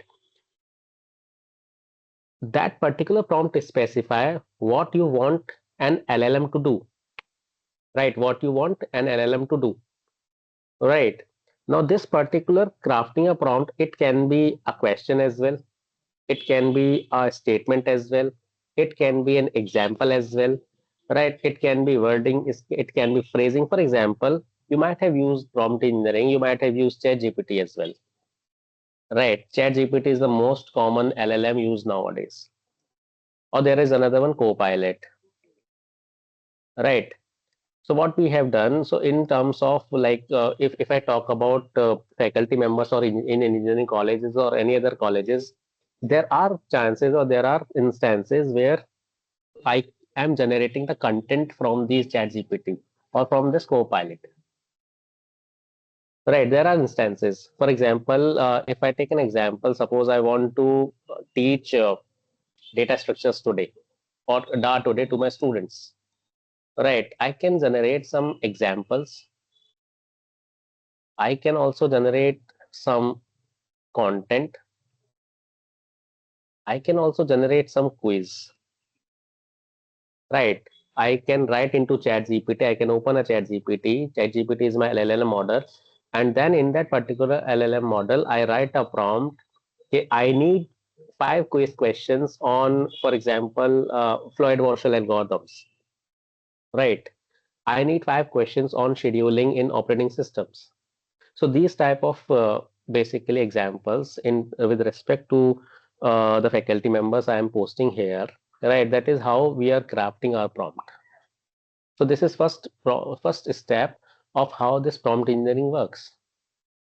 Second step is understanding the LLM. Understanding the LLM. Understanding the LLM means, so if you say different prompts work better with different LLMs, so they might be using some different algorithms at the back end, right? So you need to understand how is my LLM working, how is my chat GPT working, how is my copilot working, how this particular LLM model is giving me the response. So that particular thing you need to understand. And third thing is refining the prompt. Refining the prompt. For example, I'm giving I need 5 questions on Floyd-Warshall. For example, it will give you five MCQ questions or 5 questions, question and a direct answer of it. But what I want question with four answers with one correct answer. So I will write again, I will refine my prompt. Okay, kindly make this particular question as a quiz question where I would be getting 4 questions, and out of these 4 questions, one question is, well, for one answer is correct. Right. These particular things. So this is how the prompt engineering works. So first you have to craft your prompt. You need to understand how I would be writing a prompt, how I would be making use of this particular LLM which is provided to me, right? And what is my requirement basically. The second thing is you need to understand your LLM, that how your LLM is working, how it is providing you the outputs. The third thing is, if you are not getting your desired output, right? If you are not getting your expected output, then how are you refining your prompt, right? So that the LLM understands and it provides you back your correct or expected output, right? Now, if I say the third concept, what are the applications of prompt engineering? What are the applications of prompt engineering? Can someone give me the applications of prompt engineering? Have you ever used any LLM? Have you ever written any prompts? Right? Have you ever generated anything on like after using these LLM models? Anything? Can I get some response?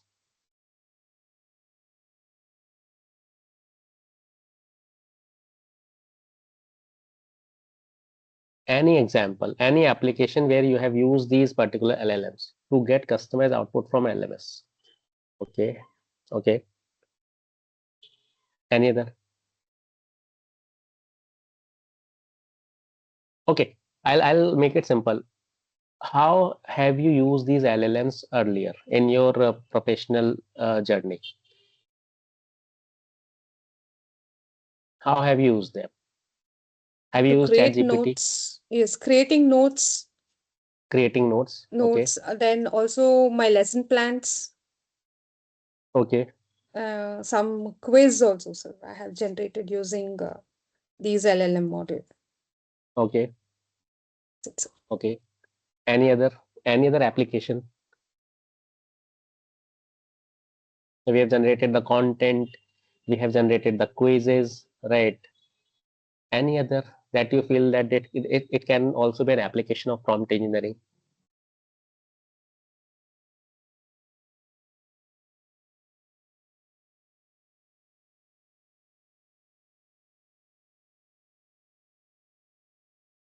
Can I say a language translation?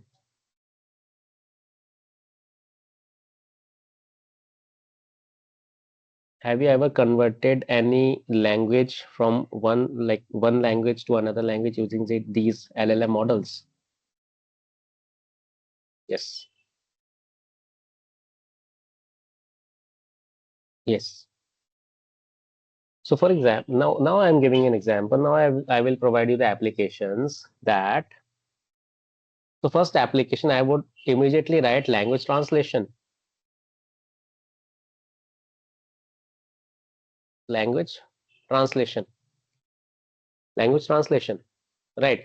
Process of translating one piece of text from another. For example, I'm writing something in Hindi, I'm writing something in Tamil, I'm writing something in Telugu. I couldn't understand what I can do. I will just copy, I'll paste it in the LLM, and I will write, convert it in English. I'll get the English translation, or I'll write, convert it in Hindi. I'll get the Hindi translation. So language translation is one of the applications of prompt engineering. Second, generating questions or Q&As, a kind of a chatbot. Q&A. Right. Third is text generation. Text generation. Text generation in terms of generating the content for our sessions, generating the content for the lectures, generating the content for research papers as well. Right. All these places we are using these ChatGPT or these LLM models. So these are some of the applications of prompt engineering. Right. You are using it. You all are using it. Even code generation we use, sir. Code generation as well. So we would be taking help of these LLM models, right? And we would be generating the code in some time as well. We will be doing this activity in some time. So I will write a prompt. I will ask this particular LLM model, right? LLM model to generate some code for me. I will provide the instruction to them, right? And on my behalf, the LLM model would be generating some code. I can use that code, but it is not necessary that it will generate the exact coding or exact web page that I need. There might be a chances, there would be chances that I need to make some changes in that. Right, but for now, we would be creating a web page, a simple web page, right? But if you are developing a web application, if students are developing a web application, right, they can provide them the LLM some instruction, but it is not necessary that they will get the desired output. They have to apply the mind, they have to apply their thinking on that, critical thinking on that. Right. So, like with respect to students, with respect to like all of us, it's a good thing to have, but we should not be heavily dependent on that.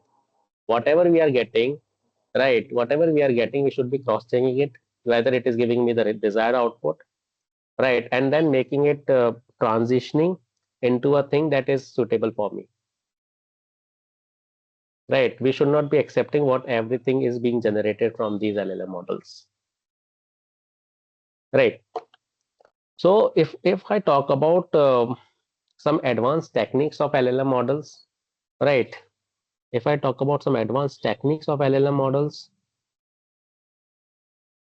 then I would say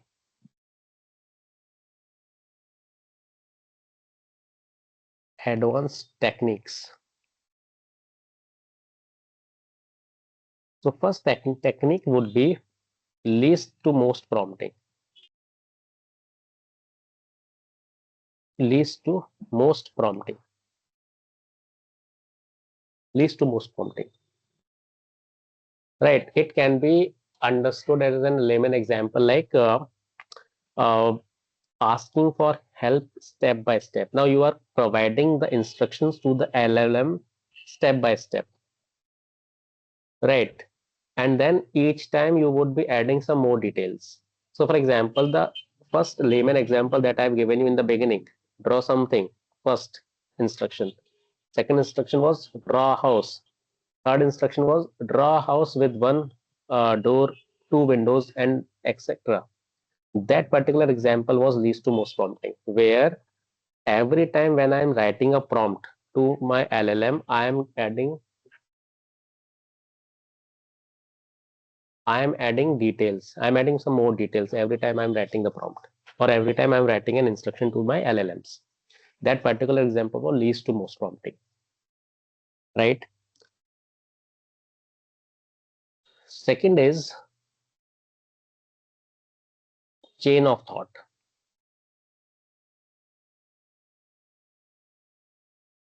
Second is chain of thought prompting, COT. It sometimes refers as COT, right? So for example, it basically chain of thought means so for example, I'll give you an example. If I have three pens, right, and I lost one pen, now explain step by step how many pens I have left. So it is also creating a chain of thoughts, basically, that I initially had three pens and then I lost one pen, and then it would be a thought that now how many pens do I have currently in my hand? I have three apples in the beginning. I have eaten one apple, and now how many apples do I have? So it's like that some processing, some thought process is happening in my mind in a sequence or in a step by step manner. Right. This is known as chain of thoughts. Next is self prompting.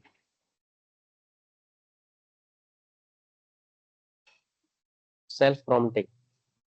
So self prompting means talking to yourself before making any decision or before choosing anything. So for example, in the morning, I'm going out to office. I'm going for the office. Now in the morning, I'll see, okay, is it cold? Is it hot? Right? Or how should I wear today? Whether it's a client meeting, I should be wearing a formals, right? If it is a normal day in the office, whether I can carry casual things, right? So it's like talking to yourself before making the final decision, self prompting, and it all depends how the conditions are there, right? If it would be cold, I would be carrying a jacket. If it would be hot, I would not be carrying a jacket, right? So self prompting means asking or talking to yourself before making any decision, right? And then fourth type of advanced prompting is meta prompting. Meta prompting. So meta prompting means in the beginning only you would be creating some rules, right? In the beginning only you would be creating some rules, and then all the prompts, all the responses will be based on that rule only, right? All the prompts, all the output will be coming on that particular prompting only, right? So these are four types of advanced techniques of prompt. First is least to most prompting, second is chain of thoughts, third one is self prompting, and then fourth one is meta prompting, right? If I talk about the next thing, what are best practices in prompt engineering? Best practices in prompt engineering. Can anyone tell me what should be the best practices? When I'm writing, I have briefed you what is prompt engineering basically, right? How should we writing the prompts? How should we using the LLMs?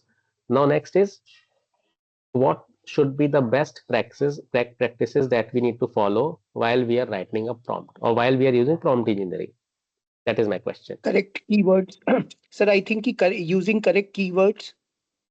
Okay, good sir. Yes, correct keywords. Any other?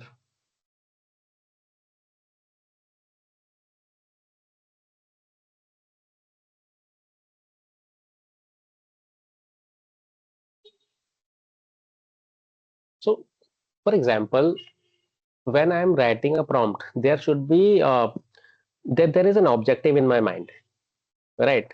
That what I want this particular LLM to do. Yes or no?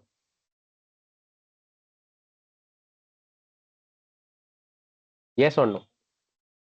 There is an objective, right? There is an objective. So first, when I am writing a prompt, right, my best practices starts that whenever I am interacting with an LLM, my first point should be that I should be beginning with a clear objective and a clear goal, that what I want this particular LLM to do. This is my first thing, right?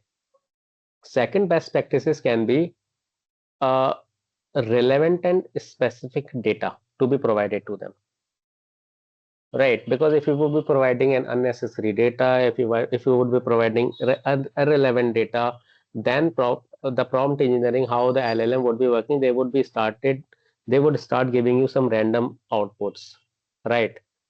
And then what you will be do in order to correct those random output, you would be start writing some more prompts, giving some more details, right? And it eventually be happening that you would be writing the prompt, but in the end you will not be getting the required or desired output. So begin with a clear objective, begin with a clear goal, right? And after you are having this particular clear objective and clear goal, provide the relevant data to these LLM models, right? The next thing would be what sir has said, that we need to provide the relevant keywords, right? These particular keywords would be helping us, or these particular keywords would be helping LLMs to understand, okay, what is actual desired output, what is actual requirement, right? What is actual requirements. The fourth best practices in prompt engineering is simple language. Yes, this is my this is the fourth best practice, simple and clear language. When are you writing your prompts? Your prompts should not be very difficult, right? Your prompt should not be carrying so much information, right? It should be very simple, very what I'll say, well, not very technical as well, right? Whatever you want, just write a simple one-liner or two-liner prompt, and you will get your desired output, right? You will get your desired output. The fourth thing is you should be testing and refining your prompts. So whatever prompt you have given, right, whatever output you are getting from these LLMs, try to test it whether I'm getting the correct thing or not, and then if necessary refine those prompts as well. So that we have already understood that whenever you would be writing any prompt to these LLMs, you will not get the required or desired output. There would be 99% chance that you would be required to refine your prompt. And in order to refine your prompt, you would be writing these prompts, and then LLM will understood, okay, I have done this particular thing wrong. I need to change it so that the user get the desired output. So these are some of the best practices that we follow when we say we are working on prompt engineering. First, we start with the clear instructions and the objective and goals. Second is providing the relevant data. Third is basically using the simple language, right? Fourth is basically using the relevant keywords. And fifth is basically we need to test and refine what we are writing in prompt engineering as a prompt, right? This is particular one thing. Next, let's move on to another things in prompt engineering.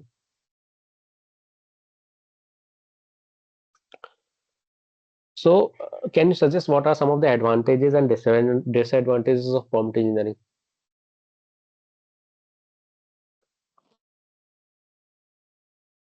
What are some of the advantages of using prompt engineering?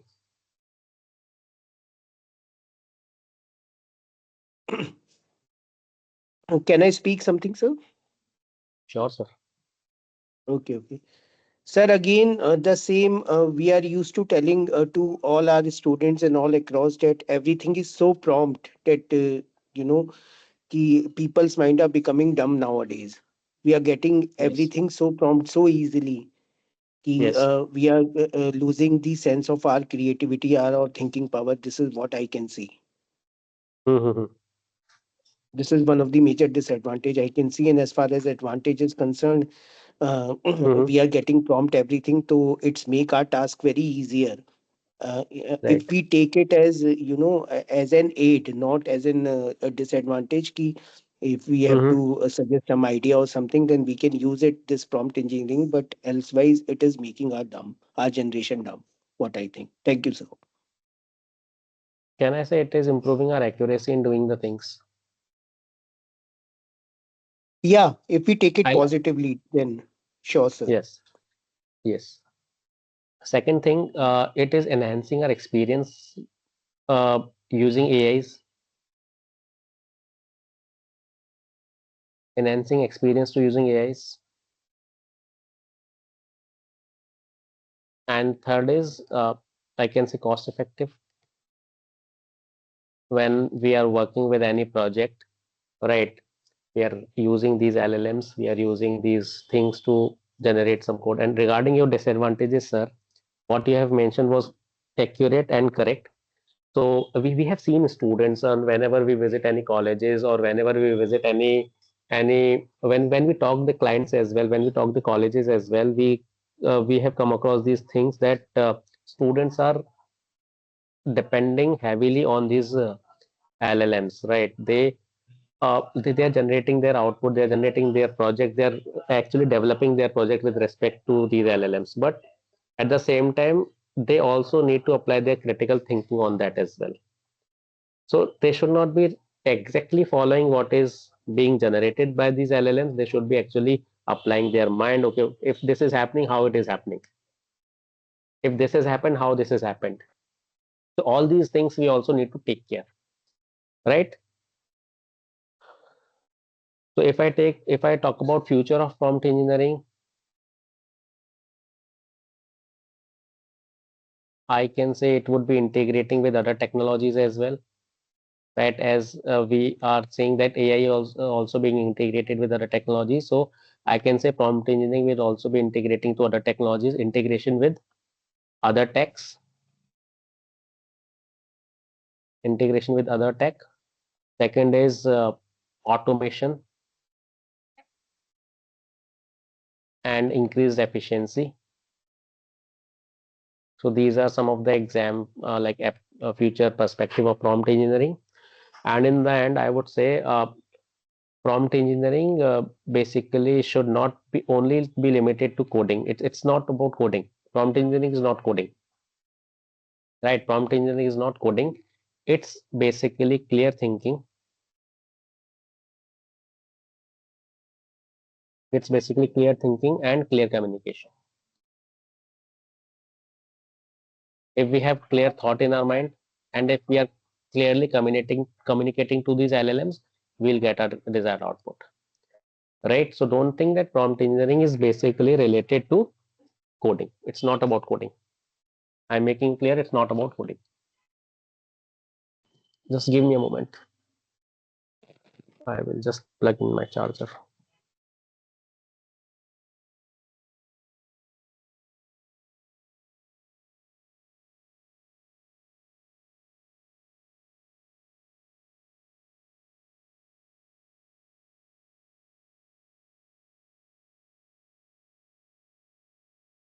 Okay, so this is the concept of prompt engineering that we have done. Now we will go through one case study. Right, this case study is basically a fintech case study. A fintech case study, right?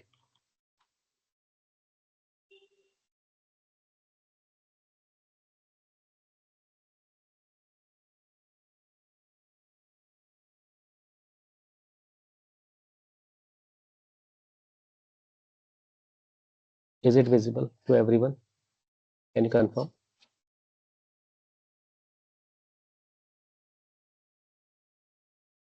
Is the PPT visible to everyone?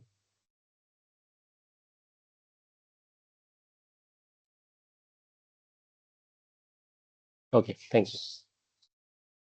So this is our case study for today, right? We would be understanding this case study, and after understanding this case study, we would be writing a prompt and we would be creating a web page, right? And after creating that web page, we would be hosting that web page on one GitHub server, right? So if you see, this will be our roadmap of the PPT today, that how we'll start, right? There is an introduction, what is fintech, and then what is the need of Gen AI or generative AI in web development, what Gen AI actually is, right? And what are the application or what fintech applications required, what are the tools and technologies being used, right? What are the benefits and challenges in GenAI? And then we would be coming up soon with some conclusion, right? So talking about the introduction, I will start with a quick question now. How many of you are using a UPI or banking app today? How many of you are using APIs or a banking app?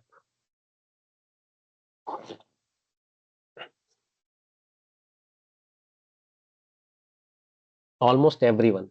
Almost everyone, 90 to 95% of people, we are using these UPIs, either PhonePe, Paytm, Google Pay, Bheem application, right? We all are using net banking as well, right? And if you have noticed this particular thing, I would be bringing this thing to everyone here.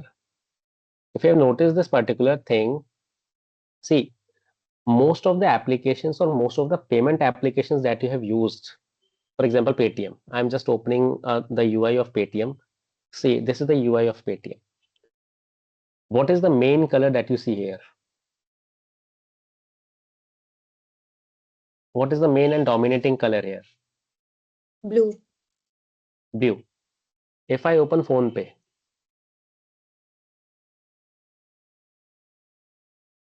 what is the dominating color here?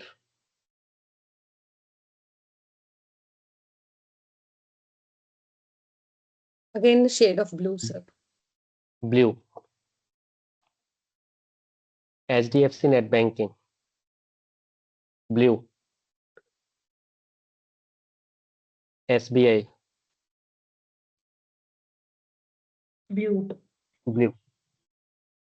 What does this mean? Why everyone has capped blue? Have you ever thought of it?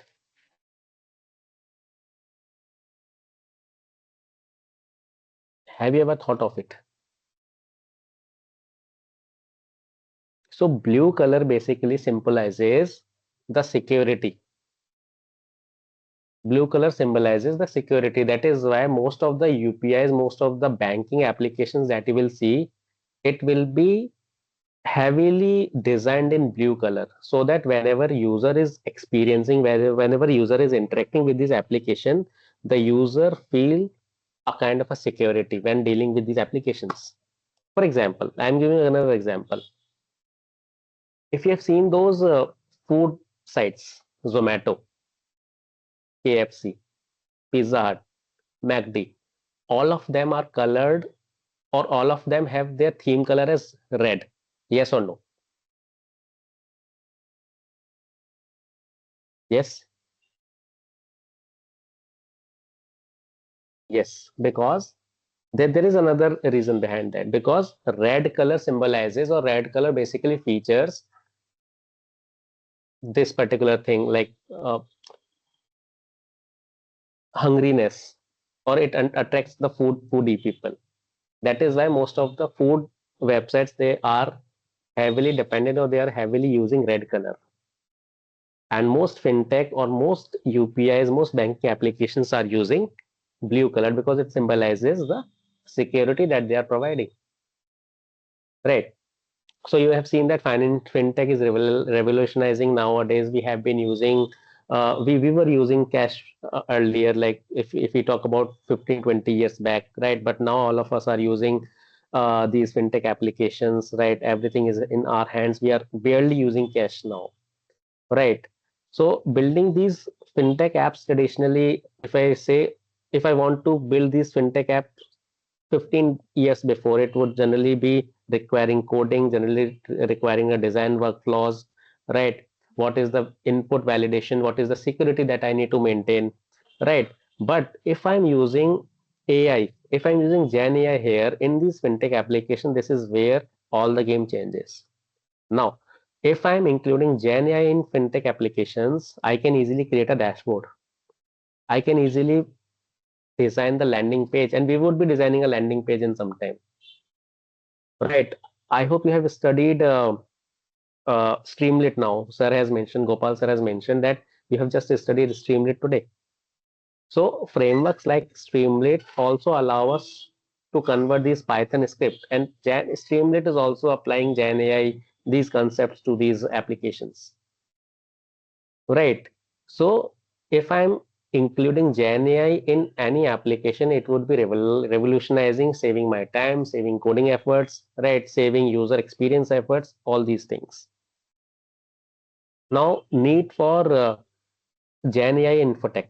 So there are several processes that we see in fintech, like customer support is there, risk analysis is there, report generation is there. Another thing is KY generation, KY verification is also there. Right. And if we have followed the previously manual process, you know how time consuming, how slow that particular process is. Right. And if I'm including Gen AI in fintech, I can easily automate my repetitive work, because see, KYC would be happening for all the people. Right. I can automate the repetitive work. I can generate financial summaries for all the accounts that I have. Right. Nowadays you have also seen that chatbots are also available. So all the banking applications, all the net banking applications have the chatbots in place, where they will be supporting you. They will be acting as a customer support, right? How AI will also help us? AI will also help us in order to protect you from fraud as well, right? Nowadays you have seen that KYC verification is taking seconds, right? And these particular things are happening with the help of integrating AI assistants into fintech, right? Now, if I talk about generating AI overview, so generating AI, I would say, is a type of AI that can create new content, right? And this particular content can be in form of text, it can be in form of code, images, any other component that you would like to add. Right, as we have already understood prompt engineering. So prompt engineering uses large language models like ChatGPT. So they can understand the natural language instructions, right? So for example, if I'm using ChatGPT or if I'm using any other LLM model and I want to generate a fintech application, a small fintech application, I can write, for example, create a loan calculator. Create a loan calculator, for example. It's a simple prompt that I've given to these LLMs. Now it will understand, it will give me the coding of that particular application, right? And I can run that code into one of my editors present, and then I will get a web application. Now it all depends upon me how I would be improvising that particular prompt, right, in order to get the desired output so that it has all the functionalities. I cannot write that, for example, I'm using any LLM model, I'm writing by generate a loan calculator. It generates and then I launch it to the people. No, I'll have to test it first. Because when you say banking, when you say fintech application, it has to be completely secured. So I also have to mention, I also have to take care of this particular thing, that whatever is generated from these LLM models, they are secured, they are tested, they are like everything is done so that I can introduce it to the people. Right. Now, what are the key domain requirements? So key domain requirements means the application that I am developing must be secure, because we are handling sensitive financial data. It should be accurate. There should not be a tiny error, right? And it should be trustworthy. It should be simple, right? And it should be responsive as well. So these are some of the key requirements, or an fintech application must have these particular things, right? If I say what are the tools and technologies required, so tools and technologies that required is Python. I hope we have understood Python. Streamlit we have already used. It's a lightweighted library of Python which help us to implement web applications using Python, right? Then we have GitHub, right? And then we have GenAI tools. We have already started using some of the tools here: ChatGPT, Copilot, Gemini, right? And then we have some data processing and visualization libraries from Python, like NumPy, Pandas, and Matplotlib. There are another libraries like Seaborn, which will give you some advanced visualizations. right?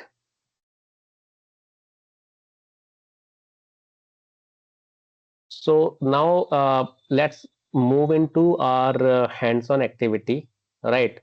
I would not be generating a landing page, right, with the traditional way of writing codes. We would be using prompt engineering only, right? So let's start utilizing prompt engineering now. Let me just open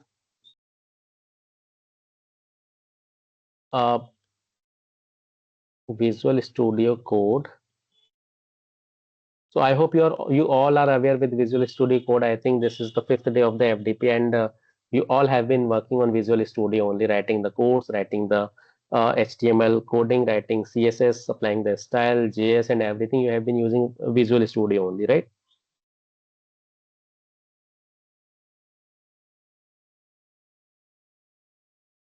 Okay. Give me a moment.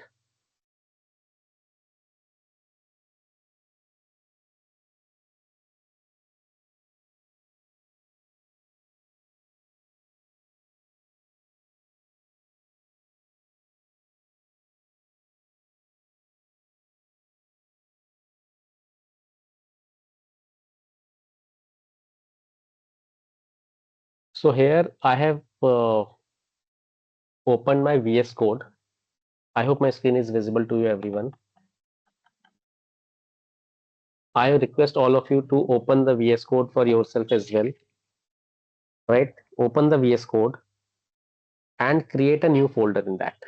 So here you can see I have created a new folder. The name of the folder is FinTech. The name of the folder is FinTech. Now what I want is I want to generate a FinTech application, right? That particular FinTech application must have some navigation bar at the top, like home, service, about. Then there would be some information being displayed in the middle. There must be a registration form, right? All these things I want to generate with the help of like a landing page of a web application with respect to a FinTech application, right? So now what I'll do, I would be creating a file. So to create a file, we create here, click here, and I will index.html. This is my file, right? This is my file.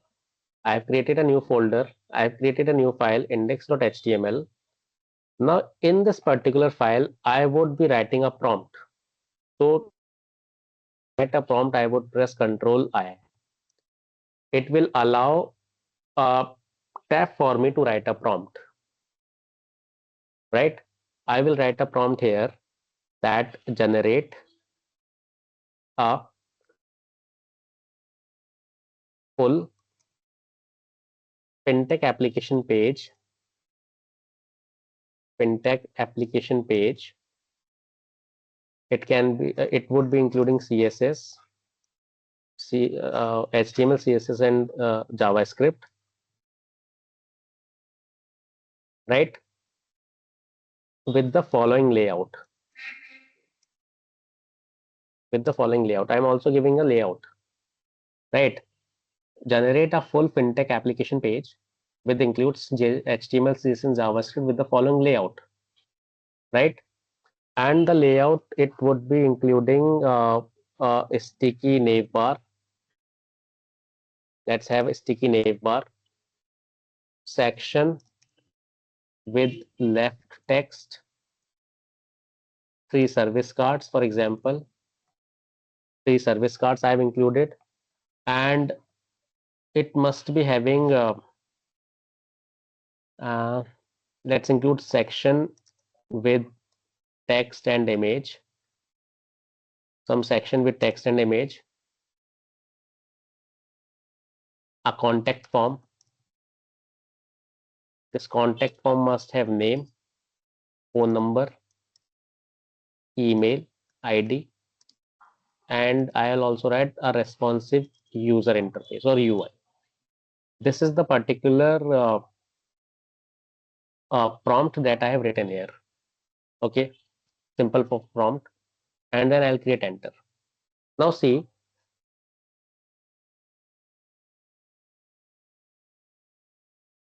the LLM or the model that is working behind is GitHub Copilot, right? So GitHub Copilot is my LLM working on this particular index.html or on this VS Code. I have integrated it into my VS Code. So this is the code generated, right? I will click on keep. See, this is the code generated. Now what I'll do, if I want to run this particular file, I will right click on it. I will click on open with live server. And here you can see it has opened a fintech application. It has created this particular web page, right? It has home, service, about, contact applications. It has the details like full name, phone number, email ID, any message that I want to write, right? It has this particular footer as well, right? Why choose us? So see, it has given me a template now. This is the template. I will not say that I will use exactly this particular web page for my fintech application, but I have something in place. I have this particular template. Now what I'll do, I will apply my thinking on it. I will exactly, or I can edit it as per my requirement. I will edit it. I will put my requirements, and then I will be able to get my actual web application or web page that I need with respect to a fintech or this particular thing, right? But for now, we have generated a template only, and I have given you I've given an example. I've shown you that how we can use VS Code and LLM model GitHub Copilot to generate this particular coding and generate a web page, right? This is the web page generated. This is the web page, right? I can also share this particular code with you in the chat. Give me a moment, or you should write your prompt, right? Click open a new file, rename this file as index.html, press Ctrl I. After pressing Ctrl I, it will give you this particular tab or window to write your prompt. Write your prompt, and generate this particular web page. So this web page is generated now. This is the web page, right? Now my next thing is I need to upload this particular web page or my web application. See, I'm just giving an example. You can develop your projects, you can develop your web applications, and you can host them on the server. But right now, as we also have a constraint with respect to time, so I have just created a web page, and then I'm showing you how to upload this particular web page on GitHub Cloud. I think you all have an Streamlit Cloud. You know how to basically upload your web application on the server. So now we will do the same particular thing with respect to GitHub server, right? So what I'll do, I will just open my GitHub account. This is my GitHub account, for example. This is my GitHub account, right? I will click on, I will create a new repo, right? This is my repo name. So I'm creating, suppose, FTP EduNet. This is my repo name, FTP EduNet, right? This is my repo name, FTP EduNet. I'm giving a description. This particular or this repo is for fintech application. This repo is for fintech application, right? I have given a repo name. The repo name is FTP EduNet. I am giving the description of this repository. This repo is for fintech application. Now configuration, if I want this particular repo to be public, I will select public and I will create the repo. This is the repo, right? This is the repo. Now the particular repo has been created. Now it is up to me that should I be creating a new file or should I be uploading an existing file? I do have an existing file with me. With me that I have created index.html, right? So what I'll do, I will click on uploading an existing file. I will choose the file from my library. This is my library, fintech. This is my file index.html. I have uploaded it. And then I will click on commit changes. See, this particular file is here, index.html, right? So my repository is created. The name of the repository is FTP adminet. My file is also uploaded, index.html. Now I want this particular file to send on GitHub server. So to send this particular file on GitHub server, I will be clicking on settings here. There is an option inside my repo. I am in my repo, right? This is my repo name, FTP adminet. I will click on settings, right? And here I will get an option on the left hand side, pages. I will click on pages. I will click on branch. I will select branch as main, and I will click on save. Right, once the save is clicked, you can see, you go to action button here, actions, and here you will see that the pages are being built and deployed. This particular process is now known as CI/CD. If you have understood, continuous integration, continuous deployment. If you would be making any change in this particular index.html file, it would be integrating and it would be deployed again. So this particular CI/CD concept will come in a later stage. But for now, what we are doing, we are just deploying your particular web page on GitHub server. That's it. So we'll wait for a minute, let it be deployed onto the server, and then we'll be getting a public URL of that. Right, we can open it on any browser. Let's wait for a minute.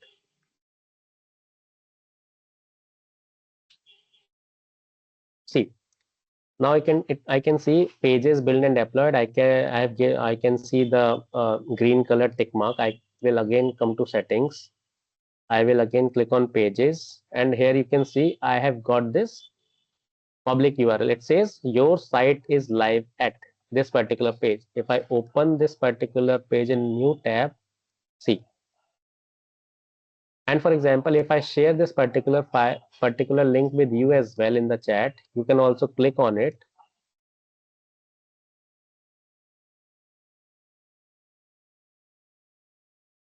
And here, if you click on this particular URL, you will also be landing on my fintech page that I have created.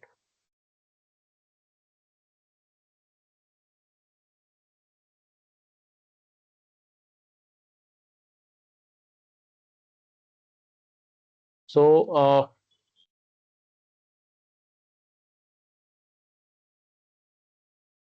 have you all created the web page? Can I get some screenshots? Can I get the confirmation from the faculty members present here?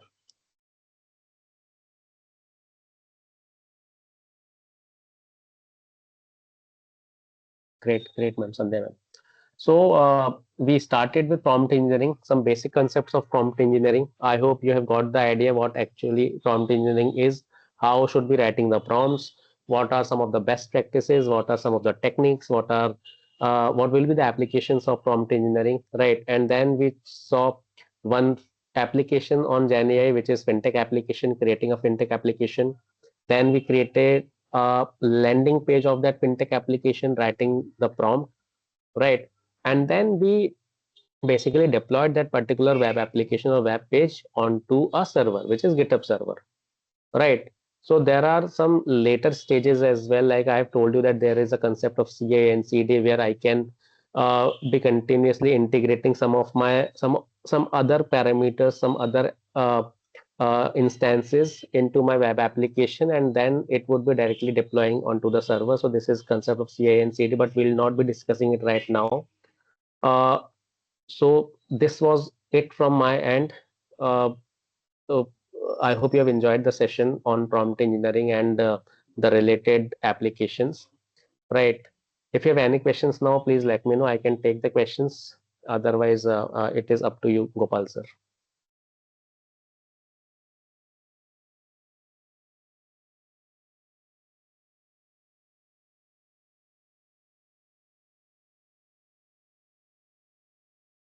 We can create dynamic web pages.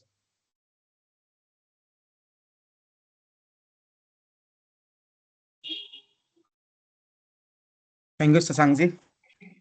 So meanwhile, if you have any query, then you can put your query on chat, or you can also unmute yourself and ask your query and doubt.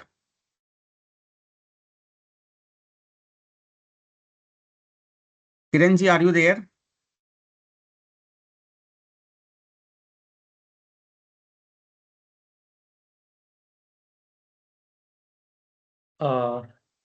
Thank you, Shashank. Thank you, Gopal, for taking this session. I hope like Thank you. your thing is done. Like, is there anything pending?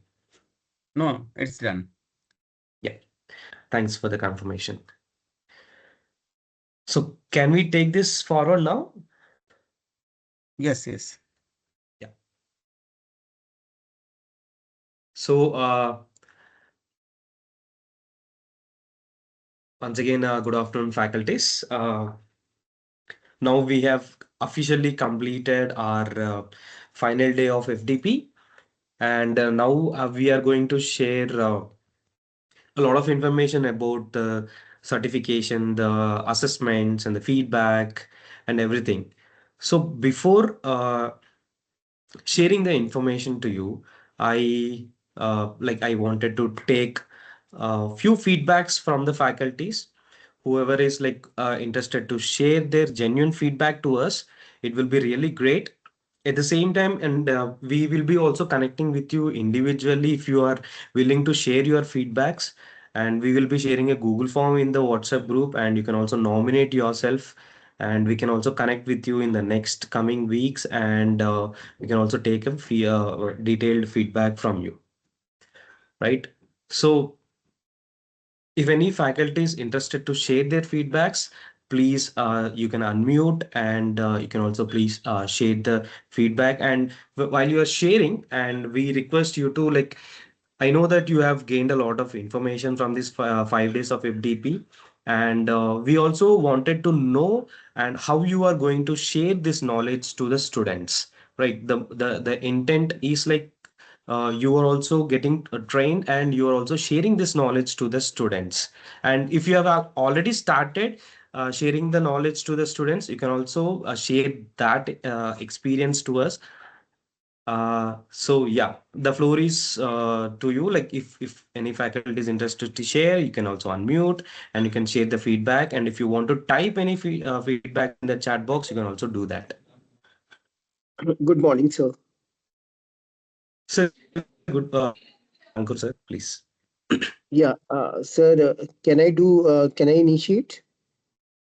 Yes, sir. You can please. You can initiate. No Okay, problem. okay. A very good morning to one and all present here, especially the coordinators, eminent speakers, and all the worthy participants, faculty members.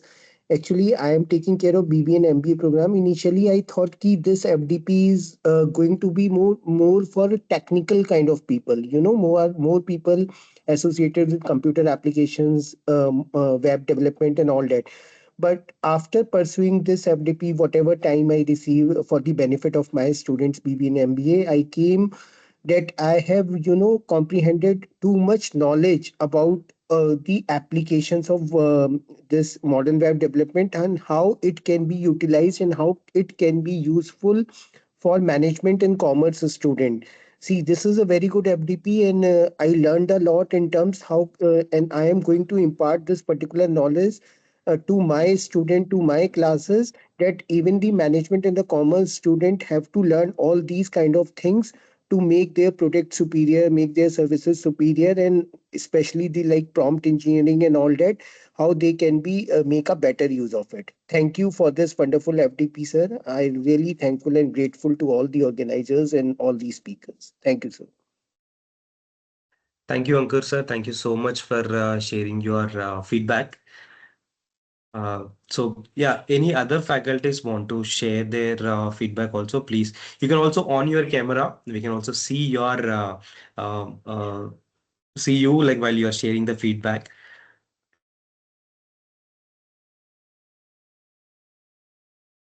Yeah. Thank you, Ankur sir. Thank you so much.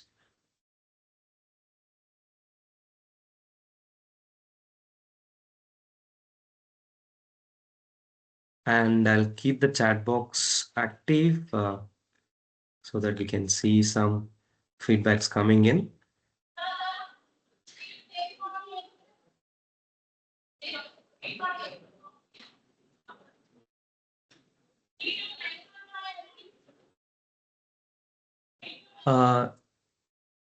Gopalji and Gopalji, can you check a message from Rita Deep Sinha saying that no PPT files are opening in the study material section? Yes, I Maybe just we checking can. it. Yes, I'm checking it. Don't worry, sir, ma'am. Like we will be checking the study materials, and if it's not opening, we will make sure it is rectified as soon as possible. So, and if any other faculties want to share their feedbacks, please you can also start sharing the feedback. Sir, the hands-on demonstrations, practical examples made the learning experience engaging and easy to understand. So, and even the resource persons explained the topics effectively, and also they had the patience to clarify the doubts or whatever. So, it was really a great learning for me.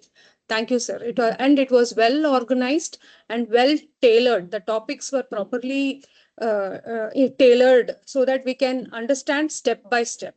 Thank you, sir. Thank you, Vaidehi ma'am. Thank you so much. And there is feedbacks in the chat box. Roshni ma'am has shared feedback in the chat, and Sandhya ma'am. So thank you so much for sharing your feedbacks in the chat box. So if any other faculties want to share, the floor is yours. You can please start sharing your feedbacks.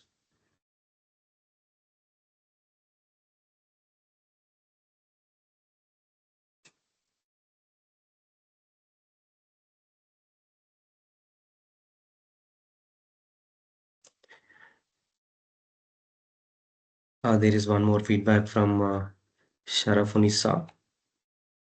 Thank you for sharing the feedback.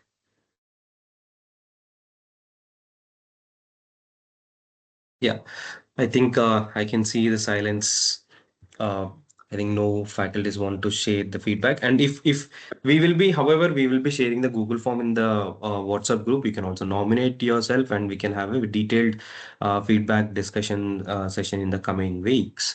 So now, without any delay, I'll be starting uh, the next uh, uh, the next thing. Like first thing I'll be sharing the timeline. We can also go back once again, whatever the day 1 to day 5 the sessions are happened. We can have a discussion, and I'll be explaining you about the steps how to download the certificate. But before that, can we take a picture? Like since today is the last day, I request all the faculties to please on their camera, and we will try to take a picture together. Uh, uh, so I request all the faculties to please on the camera, and you can also give feedback by showing if you like the FDP, you can show thumbs up, and if you're not satisfied with the FDP, no problem. You can also show thumbs down to us.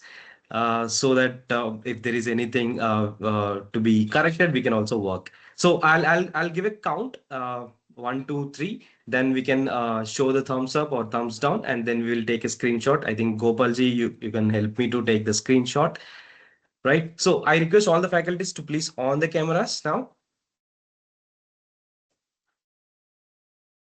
I can see only few faculties are on. I request all the faculties who have joined this FDP from day 1 to day 5, requesting all the faculties to please on the camera now.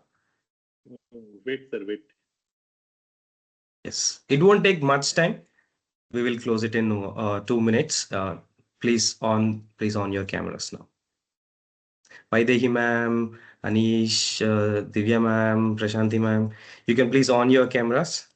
Gopalji, can you see the cameras on in your screen? Yes, Kiran. Yeah. So I'll quickly give a count from 1 to 3. Then we can start showing thumbs up or thumbs down. Then Gopal J will be taking the screenshot. Right? Is that fine? Right. So I'm giving a count starting 1, 2, 3.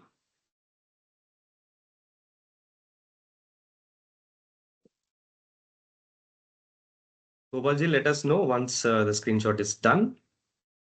Okay.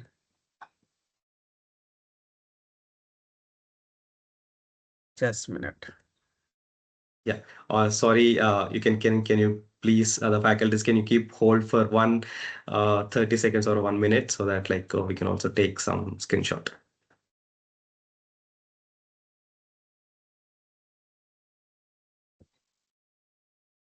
I think now it became like exercise. Some problem in my window. Maybe I'll try from my end.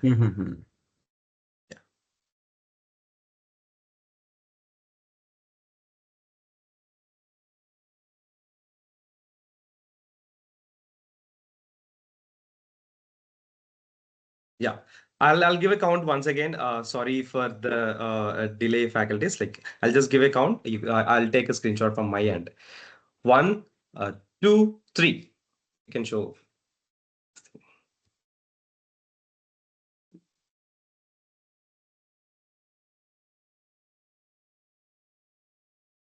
Yes.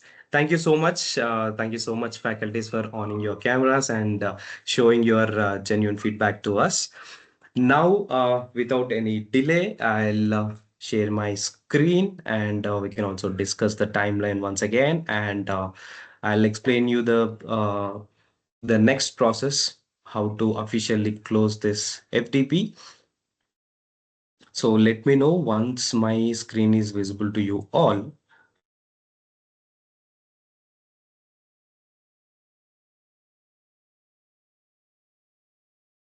Yes.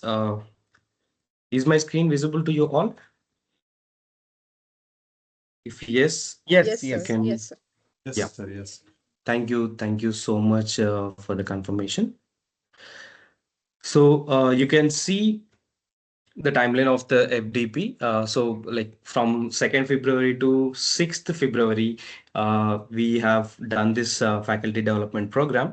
So every day from 9:30 to 1:30, we have our technical sessions. So first day 1 and day 2, we actually requested you for the registrations and you have patiently registered and you got the access for LMS, right? So and every day we have AMS session at 2:30 to 3:30 p.m. So the faculties, whoever is having some technical doubts, like first 1 or 2 days, like we clarified all the LMS release related queries, and now like after day 3 to like day 4, and we have cleared all the technical related queries in the AMS session.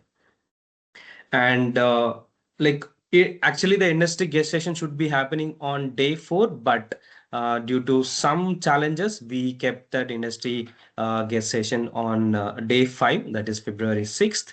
And today only we are having the assessments and feedback sessions. So I'll be explaining you how to take the assessment, how to give the feedbacks, and how to officially complete the FDP, and how to get the certificates also. I'll explain you steps to download the certificate, right? So the certificate will be available on your LMS on February 25. I know it's like delayed, like there is huge gap between the completion of FTP and certificate, but we are having few other things to close and official certificate. So I request everyone to please check on the LMS on February 25th. And we'll also inform you in the WhatsApp groups once the certificate is live, and you can also download the certificate. Right. And the recording sessions, it will be available by today or tomorrow. We will upload all the remaining recording sessions. Right. So you don't need to worry about the recording sessions. Many of the faculties are requesting about that. And if any faculty missed putting their attendance, I request you to please complete the attendance because attendance is one of the major criteria to get the certificate. Right. So this is about the timeline, and now I'll explain you about the steps to download the certificate. So many of the faculties might be facing issues while downloading the certificate. Now I'll just give a glance, and we will also consolidatedly we will put the steps to download certificate document when once the certificate is live on your LMS, right? So this is the next gen employability program. Everyone is logging into this LMS only, right? So you can give your username and your password, and once you log in, you can see there is tabs like now till now you can see all these tabs, and the session recordings tab will also be available. So once the certificate is live, you can see a tab called download certificate, right? Once you click on the download certificate, the page will be looking like this. And if there is any spelling mistake while you are registering into our program, you can see some spelling mistakes can be happen, right? So there is an option to edit your name also before downloading the certificate. You can click here, right? There is a option, blue color option here. So you can click here and you can also change your name. If there is any mistakes, you can change your name, right? So once you changed your name, you can submit. So once you have submitted, it will come back to this page, and you can click on the download certificate button here. So then you can download the certificates easily, right? So I request, while you are downloading the certificates, please use your system or laptop to download the certificates. In phone, it will be little difficult while you are downloading the certificate, right? I request you all like to download the certificate from the laptop or any system, right? So this is about the steps to download the certificate, right? So I hope everyone is clear with this explanation, or if you have any doubts regarding this, please let me know before going into the assessments and feedbacks thing.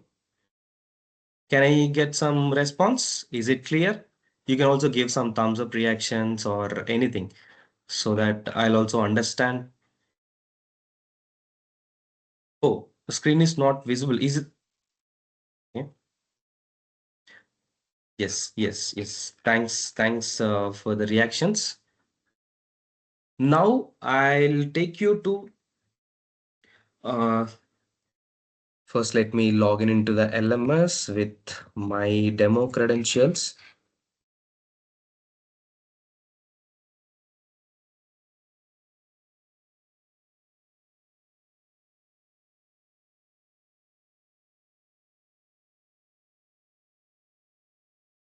Yes. So this is the page where you can see all the assessments and the feedbacks. So first, whenever you log in, the first thing you have to do is you have to mark your attendance, right? But now after 12:30, you cannot able to mark your attendance, or you cannot able to go into any other tab. You can see here, wherever you are clicking, if I'm clicking on the study material, if I'm clicking on this dashboard, if I'm clicking on the self-attendance tab or session recordings, you cannot able to go to another tabs, because you have to complete the inline assessment now, and then only you can access, you will get the access to go to any other tab. So if any faculty missed marking your attendance, I request you to please complete the assessment first in order to get the complete access of the LMS. Once you complete the assessment, then you will be getting the access, and you can go to the self-attendance tab and you can mark your attendance. Until and unless you complete the assessment, you can't able to mark your attendance, right? I request other faculties to please mute. Yes, thank you so much. So now you can see here, there is a tab, the assessment name called Endline Assessment.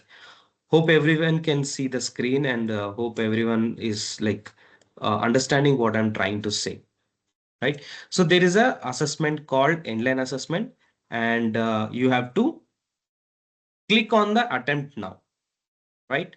So please be focused on the screen now, and there will be a lot of steps which I'm going to explain you from now.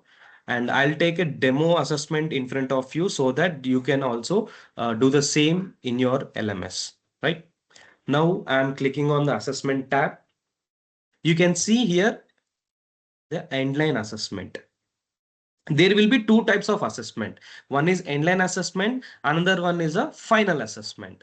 So we actually evaluate your certificate on final assessment, not the endline assessment, right? So in order to go to the final assessment, you have to first complete your endline assessment. So in the endline assessment, you can see there are 18 questions. And the given time is like 20 minutes to finish the endline assessment. And you can see the instructions. Once you complete the assessment, please go to the last question and click the final submit button. So this endline assessment is same like baseline assessment you have given on the day one, right? So you can see all the instructions as given here and 18 questions are available. So when you select an answer, the question number will be changing into green. And if you want to put it as a review, the question number will be changing as brown. And if you don't answer any question, you can see I'm not answering question 2. If you don't answer the question 2, you can see the question number will be changing as red. Right, and remaining questions it is showing like normal white color. That means like you have not visited the question. So this is the basic instructions. Now in order to show you the next steps, I am randomly selecting some answers and I'm skipping the answers in between also in order to show the difference between the questions. Okay, I'm putting it as review. I'm randomly doing it. I am not checking the question and answer. Right. So I came to 18th question. The instruction has given that once you complete the assessment, please go to the last question and click on the final submit button. Now you can see I'm in the last question. Okay, but I cannot able to see any final submit button here. Hope everyone is watching the screen. Right. So in order to get the final submit button, you have to give answers to all the questions which you have left behind. You can see question number 1, I have kept it for review, but I haven't confirmed the answer. And you can see question number 2, 10, 11, it is showing red.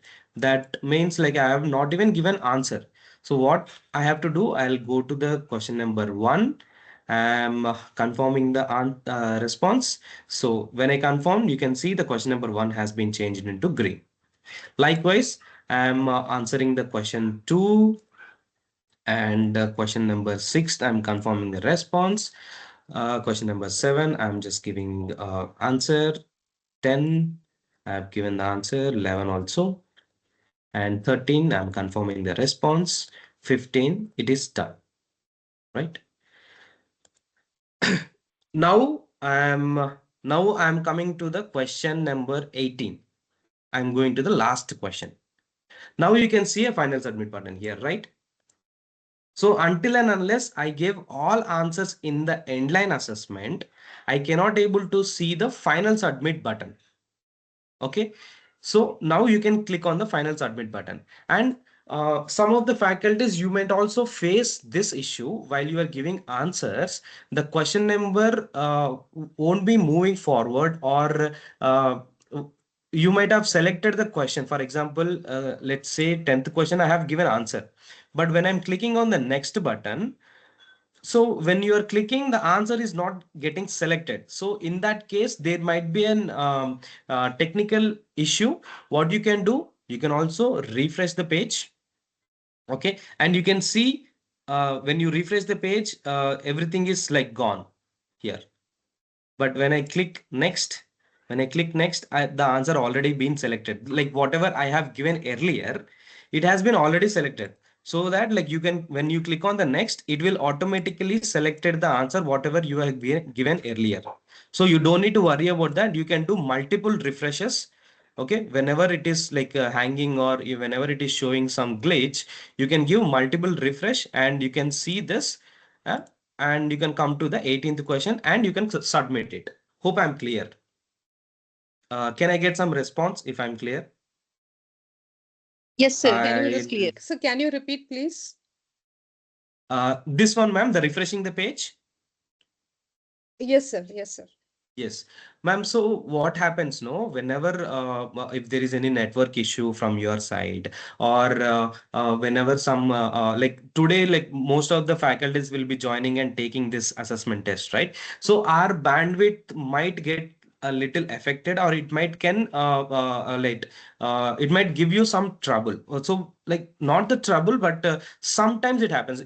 I won't say it will happen to all the faculties, so at least a 10% of the faculties might face this issue. But whenever you face this issue, like what you can do, this issue in the sense you have selected the answer, but it is not showing here. Okay. It won't show that you have selected the answer. Like it won't change into green. It will be remain like white only. Okay. So what you have to do, you can refresh the page.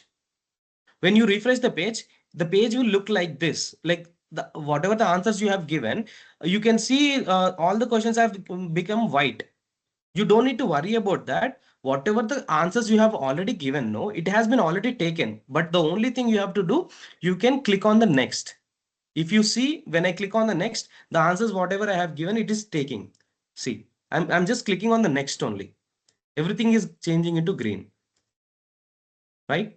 Everything is changing into green, all the questions. Okay, I came to 18th question. Now I can see the final submit button. Hope I'm clear, ma'am. If you have any other doubts also, you can please let me know regarding the inline assessment. Yes, sir. Yes, sir. I got it, sir. Thank you, sir. Yeah.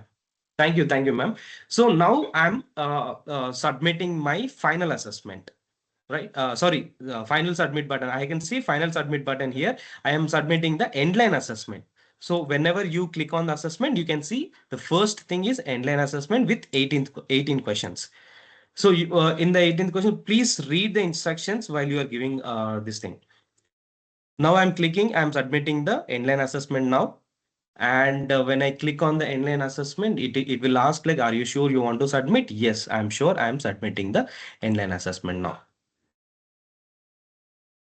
So you can see the answers for the endline assessment, but it should actually redirect to the feedback form. I think there is some issue. Gopalji.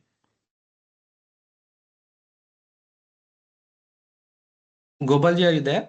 Yes, yes, Kiran. Gopalji, when I clicked on the inline assessment, this page is redirecting directly. There is no feedback. Okay, and again go and click Yes, sir. on assessment. Click on assessment. Sir, after end Okay. assessment we are getting, sir. Yes. Okay. Yes. I think there is some change in this. Maybe I'll explain you once again. So first the inline assessment you have to submit, and you have to come back to the assessment now. Dear faculties, so there is a one more small thing you can do, Kiran, go and click on dashboard. Click on dashboard. You will get all 4 options here. So the online assessment already shown key already submitted. Now we can click on final assessment. Final assessment. But assessment after completing sorry, these two assessments, feedback, I think feedback will be open at the last. Okay, no problem. So dear faculties, so there are like three things you have to do in the assessment tab. So first thing you have to do the inline assessment, and you have to give the final assessment, and then you have to give the feedback. So now I have completed the inline assessment. And like I think like previously we used to follow this thing: first endline, then feedback, then final assessment. I think there is a change in the assessment thing. So you can you can submit anything. First you can do final assessment, or you can do inline assessment, or you can do feedback also later. So there is no particular sequence we are following in this FDP, but previously we used to do that. So that is why I have directly showed the inline assessment. So you don't need to worry about that. And now you can see, now I have clicked on the FDP final assessment.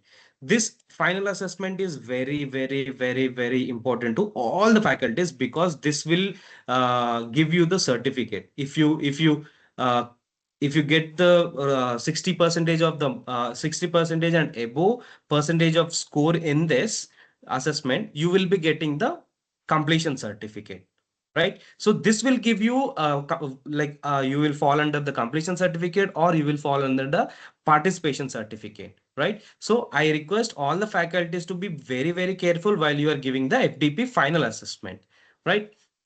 So you can see here, FDP final assessment, we have 20 questions and you have time like 45 minutes to complete this final assessment.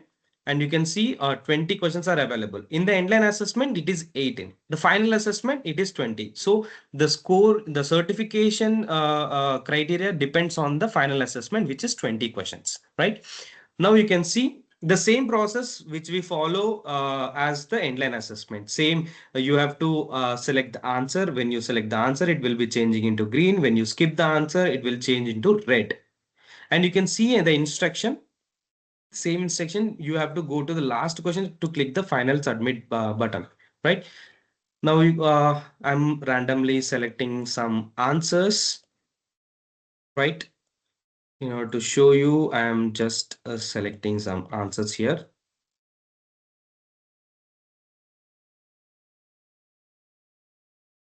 And giving one as a review later. Selecting, I'm skipping some answers in between.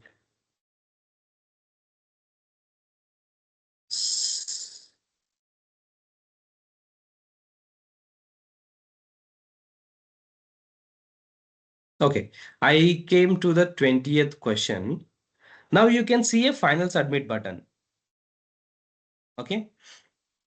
So in the endline assessment, it is mandatory for all the faculties to give answers to the 18 questions. All the 18 questions. But in the final assessment, it is not mandatory for you.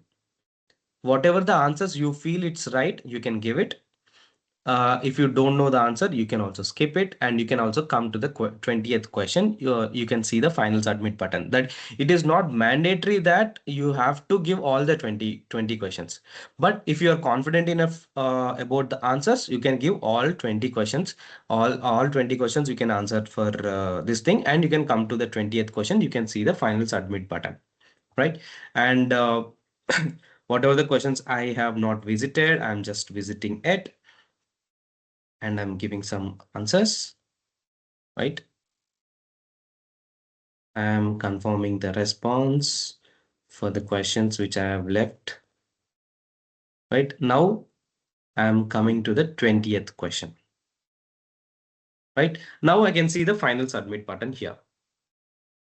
I hope everyone is clear about the final assessment. Can I get some response if you are clear?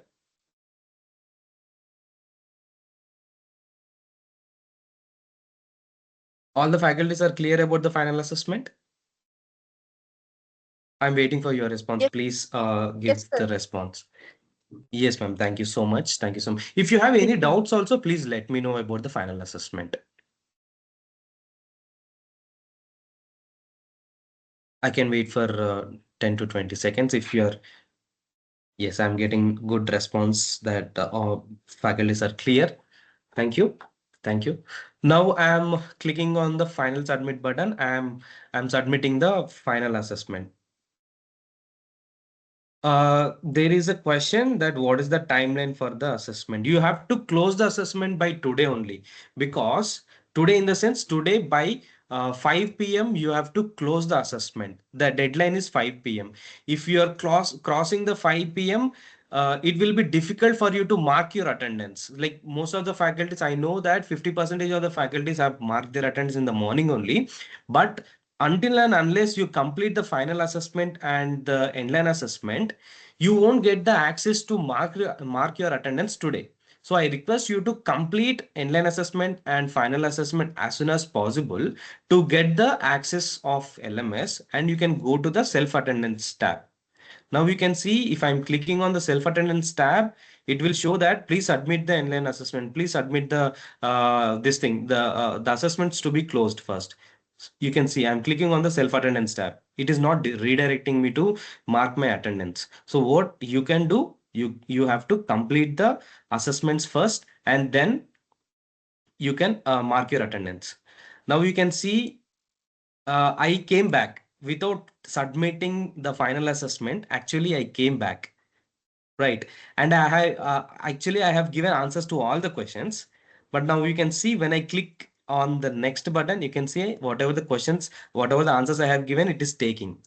That means if you refresh also, whatever the answers you have taken, it will remain the same. I hope I'm making you sense. Yes, you can see. Now I came to 20th question. I haven't submitted this one, and I directly showed you to how to I clicked on the self attendance tab, but I again I came to the final assessment, and it is showing that no answers have been given. Right, so you can see the answers have been already taken. If you refresh the page also, it will remain same. I'm refreshing in front of you, and you can see there is all the questions which are remained empty. But when I click on the next, it is automatically taking the answers what I have already given. Right? I hope I'm making sense. Okay. Now you can click on the final submit button. So it will ask, are you sure you want to submit? Yes, I'm sure. I'm submitting it. Right? So once you have submitted the final assessment, the page will automatically redirect you to the FDP feedback form. This is very, very mandatory in order to complete your assessment process. Right? You have to give the feedback. You have to complete the feedback form. Then only your assessment will be officially closed. Now you can see there are some questions. Is the content delivered during the 5-day period relevant to the topic or not? So you can give whatever you feel. So I feel it's highly relevant. Okay. Would you like to recommend any technology? So these kind of feedback questions are available here. So every question is very mandatory. You can see a red mandatory button here for every question. So you have to give answers to every question. Okay, I'm randomly selecting the answers in order to submit the feedback form. Okay, good, excellent. Whatever you genuinely feel, you can give the feedback here. I'm not seeing the question. I'm just randomly selecting some answers. Okay. And please specify any suggestions that you may have to improve in FTP. You can give anything. I'm just randomly giving something here, ABC. Okay, and it's the content and handbook. You can you please read the questions and please give the answers. But in order to show you, I'm selecting the answers here.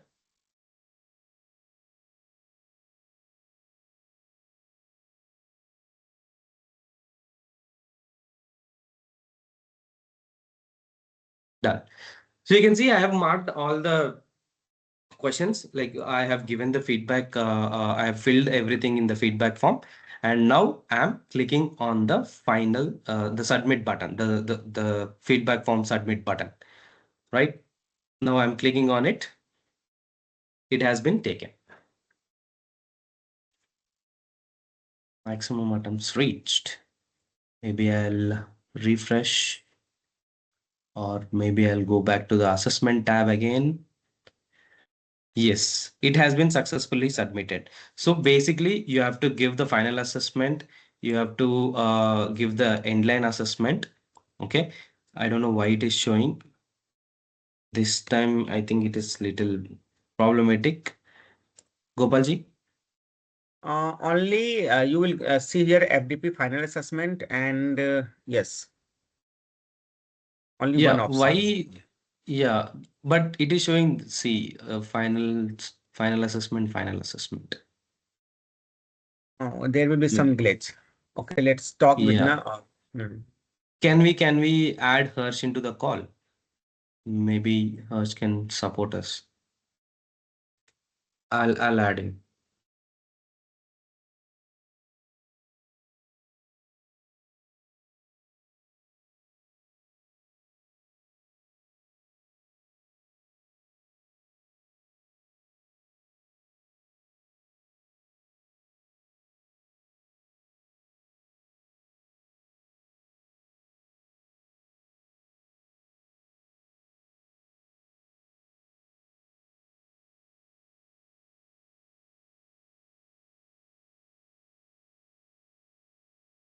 Is the call going?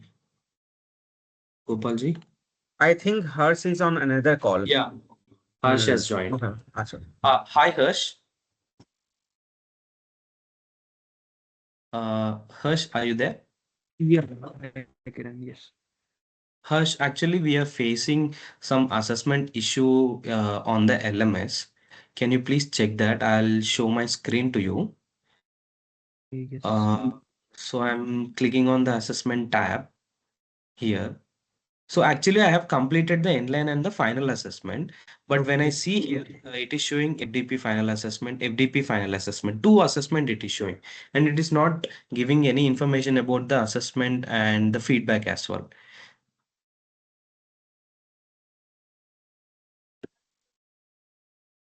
Hope you got what I'm trying to say. Give me a minute. Let me check.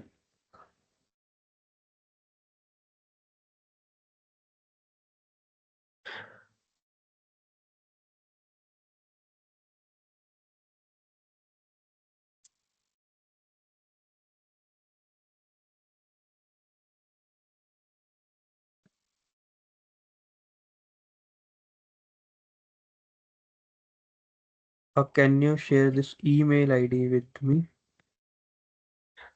This is actually the demo email ID I have created. If you want, I can share. Yeah, no worries. You can share this. I'm sharing it to your personal. Hmm.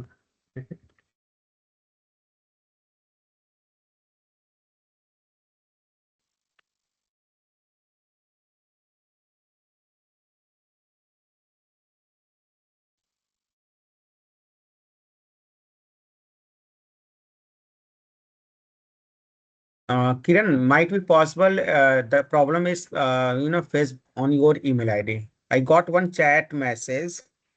Okay, and Devyani ma'am said he already attempted the assessment. There is no issue. Can be possible, but however, like many of the faculties will be also joining, and it shouldn't be problematic to them as well. So let Harsh check the issue, and he might also clear all the faculties issue as well. You said you have submitted which two assessments? Endline assessment, final And final assessment, and the assessment. feedback as well. That is connected one, like it is connected with endline, right? But endline and final assessment. So previously, what it happens, no, Harsh. So in the assessment tab, only one assessment will be shown. When you click on the endline assessment, first we have to submit the endline assessment, and we have to submit the feedback, and then it will be redirecting to the final assessment. But now Yes. what it is happening is final assessment showing separately, endline assessment showing separately, and after all completing, now I have showed you the screen, right? It is showing final assessment and final assessment. I am getting confused why it is happening. Yeah, that is why I requested you help. You can see both the assessment, it is showing final, final, final.